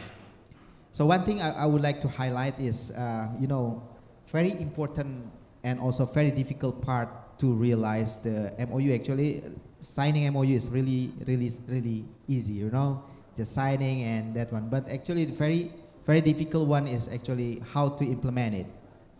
I know why this is very difficult, because we require funding, right? We require funding, but in this digital era, so I propose actually to this forum. So my proposal is, let's do it by online. So CamTech, we have, for example, from CamTech and us and our colleague from UNMER, we have discussed with Pak Warek as well. For example, if we have some study program which similar, for example, we have management, UNMER also have management, okay? So we can exchange the student, but without exchange the physically. I mean, we can use it online. So some professor from UNMER can teach at our university by online, and and vice versa. Yeah, okay. So we can also teach UNMER student. So it can be included as also the implementation of this one. It is a very cheap one. Yeah. So I understand you are coming from Cambodia to here. How much cost that can be incurred. Of course, after this, the first time we have to meet, of course, to have met good relationship. I think this is very important. But to realize it, I mean, the MOU, in my opinion, we can exchange the student by using the academic one like that. So we can share. Or another thing, we have a conference. Maybe you will be a speaker. Even this can be conducted online or offline or something like that. It can be possible. So I think that's the way that we have to realize, because nowadays in the ministry, the KPI of Ministry of Education is not MOU actually, mostly on MOA, Memorandum of Agreement. That most powerful for the KPI one, right? For the university KPI that have to be achieved every, in our system, every 3 months we have to report to the government about what you have done. And the KPI is very important. And today, I would like really thank you so much for UNMER for giving us the opportunity. This is really helpful for us, and we would like also to have more and more collaboration in the future. Thank you so much. Thank you so much. Thank you, Dr. Khairul Hudaya, for sharing the international collaboration experience from UTS. One of the most interesting thing is about sharing about inbound student, because all of us here, most of us, we send students outside of our university, outside of the country for the inbound. I think that's really a good sharing experience, and I believe UTS is very generous. So you provide the scholarship for all the 20 students, like by UTS. Yeah, this is for sharing for you. I have some critic, actually autocritic for our educational system. Think about that. The international class in, for example, I don't know, a very prestigious university in Indonesia, you can mention it. Please see about the cost of the tuition fee. Tuition fee, how much tuition fee of international program? It's really expensive. Is that correct? Yes, it's more expensive than the really, local. For example, don't think about that. Don't think about money. We have to provide, actually, the scholarship is very easy.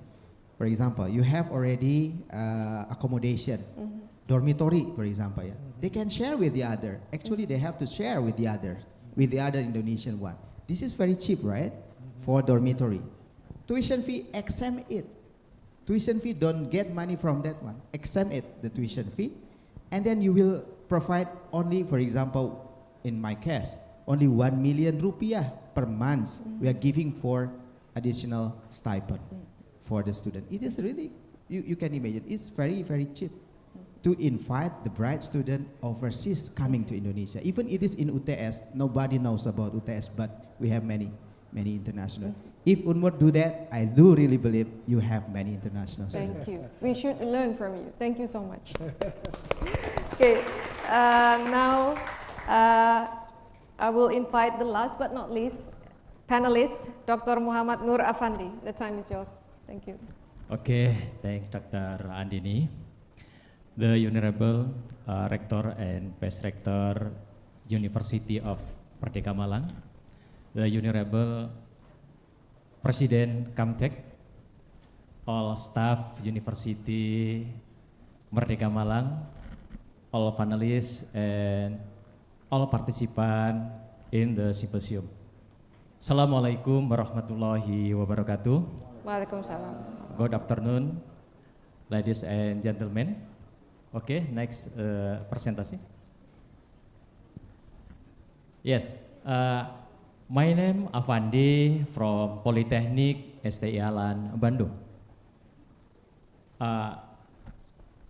Promoting collaboration ecosystem for sustainable development and innovasi in higher education. In presentasi, Polytechnic STI Alan Bandung, it is 3 study program. Next. Number 1, State Development Administration. Number 2, Business Administration and Human Resource Development and Apparatus. Upcoming collaboration CamTech University Cambodia and Polytechnic STI Alan Bandung, the upcoming MoU will have significant impact to improving the quality of our institution. In particular, promote the core 3 dharma perguruan tinggi or the 3 commitment of higher education in Indonesia, in education, research, and community service. Next. Okay, the implementation of the MoU between Polytechnic STI Alan Bandung and CamTech University will be conducted in several areas of cooperation such as number 1, exchange lecture and external examen. Number 2, joint research and publication. And then joint speaker in international conference and community service program. Okay, next. In highlights collaboration in Simposium, number 1, face collaboration ecosystem, building strong foundation. Okay, next. Face collaboration ecosystem, building strong foundation.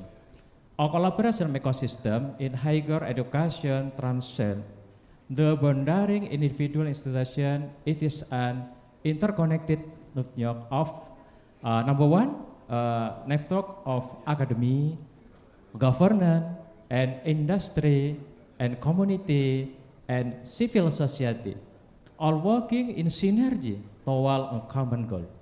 Okay, next. Number 2, sustainable development or moral imperative. Okay, next. This collaboration ecosystem, building strong foundation. Sustainable development is not merely an abstract concept. It is our moral imperative as educator and opportunity and responsibility to equip the next generation with the knowledge and skill to take pressing challenges from climate change to social inequality. Okay, and then next, number 3, treat innovation is pioneering the path forward. Okay. Embarking innovation in higher education is not about chasing it later trend. It is about being proactive and angel of reposition to emerging collection and opportunity. Jadi, as education, we must be free or corporation of innovation. All next. Number 4, empowering students as change agent. Okay. Next. Nah, encouraging them to participate in railroads project, community initiative, and global partnership empower them to able to learning in meaningful way. Increase studying achieve. Number one, analyze studies and determine and examine and design professional training and facilities and education and evaluasi profesional and kontribusi professional learning. Okay, next. Okay, thank you. Thank you very much, Dr. Muhammad Nur Afandi. Okay, if I may sum up from this session and for this panel, actually the whole session. So promoting collaborative ecosystem for sustainable development and innovation in higher education in Indonesia and Cambodia requires a multifaceted approach that involves the various stakeholders, institution and policy initiatives.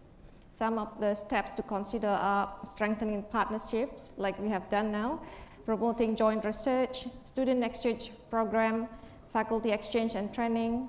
We also need government support using community engagement, and then online platforms and networks, sustainable infrastructure, and celebrating success stories, like we have shared just now about the success stories. Overall, a collaborative ecosystem for sustainable development and innovation in higher education requires a collective effort from governments, educational institutions, private sector, and local communities. By working together, Indonesia and Cambodia can foster a culture of innovation and contribute to address the challenges of sustainable development in this region. Thank you. Okay, once again, thank you so much for all of the panelists, for our keynote speaker, and for Dr. Sukardi. I believe we all learned so much from this symposium. Thank you and see you again soon. Now back to you, our MC, Mr. Iwan Darmawan. Okay, thank you very much and give applause to the interesting discussion for today. And then, well, ladies and gentlemen, the last session is a closing remark. Okay.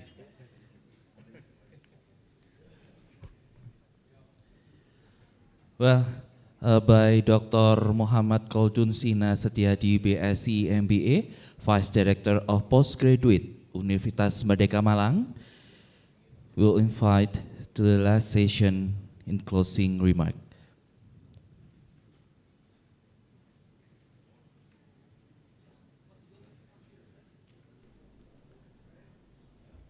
Good afternoon, ladies and gentlemen. First and foremost, I would like to express my appreciation to our Honorable Rector Unmer Prof. Anwar Sanusi as the host of event, to the Director of Postgraduate Program Unmer Prof. Grahita, to the Honorable Keynote Speaker Prof. Chan Kit Reti from MISTI Cambodia, to our amazing invited speaker, Dr. Sukardi, to the President of CamTech, Dr. Soti Kieng, to our 11 respective panelist members, and to our 12 fellow delegation from other institutions. To sum up it, the symposium was formally started up on the preliminary session about investing in research and development for innovation, and followed by the promoting industry, academia, collaboration, and innovation focused on curriculum, which could fostering academic exchange and promoting innovative practices in higher education. From panelization about the promoting collaborative ecosystem for sustainable development and innovation in higher education, I hope it will be able to bring together institutions from both countries through providing a platform for educator, researcher, administrator to share their experiences and insight into higher education innovation. From institution briefing session, I can conclude that we could promote the exchange of knowledge, idea, experience, initiative, and best practice on innovation among academia from both countries. Also, it could foster our collaboration in research projects, then strengthen this collaboration by establish partnership between both countries. Last, I would extend my deepest gratitude to all who attend this event and help to make such a successful event. In behalf on symposium holder and facilitator, I would like to thank you for asking to part in Indonesian Cambodia Symposium on Higher Education Innovation. Also, I would like to thank all committee members for organizing this symposium and ensuring that it proceeds smoothly. I would also like to apologize for any inconvenience that you might experience during this symposium. Thank you, and Mayor for Cambodian. Wassalamualaikum warahmatullahi wabarakatuh. Waalaikumsalam warahmatullahi wabarakatuh. Thank you, and give applause to Dr. Sina. Okay, well, the whole series of event today has been complete. I'm Iwan Darmawan as the Master of Ceremony today. I would like to thank all guests and participants for joining this event. But allow me to read the rhyme. A monkey is stealing a pie. It presses a button to open the gateway. I promise it's not a goodbye. I will see you again someday. And the last one for me. Wassalamualaikum warahmatullahi wabarakatuh. Good afternoon, Shalom, Om, Santi, Santi, Om, Namo Buddhaya, Salam Kebajikan, and see you the next event. Thank you. Okay, ladies and gentlemen, additional information, we will have a lunch break. Please kindly proceed to refreshment area to behind you to enjoy your lunch. And then the next session for head of International Office to briefing the participating institution at the meeting room on the second floor.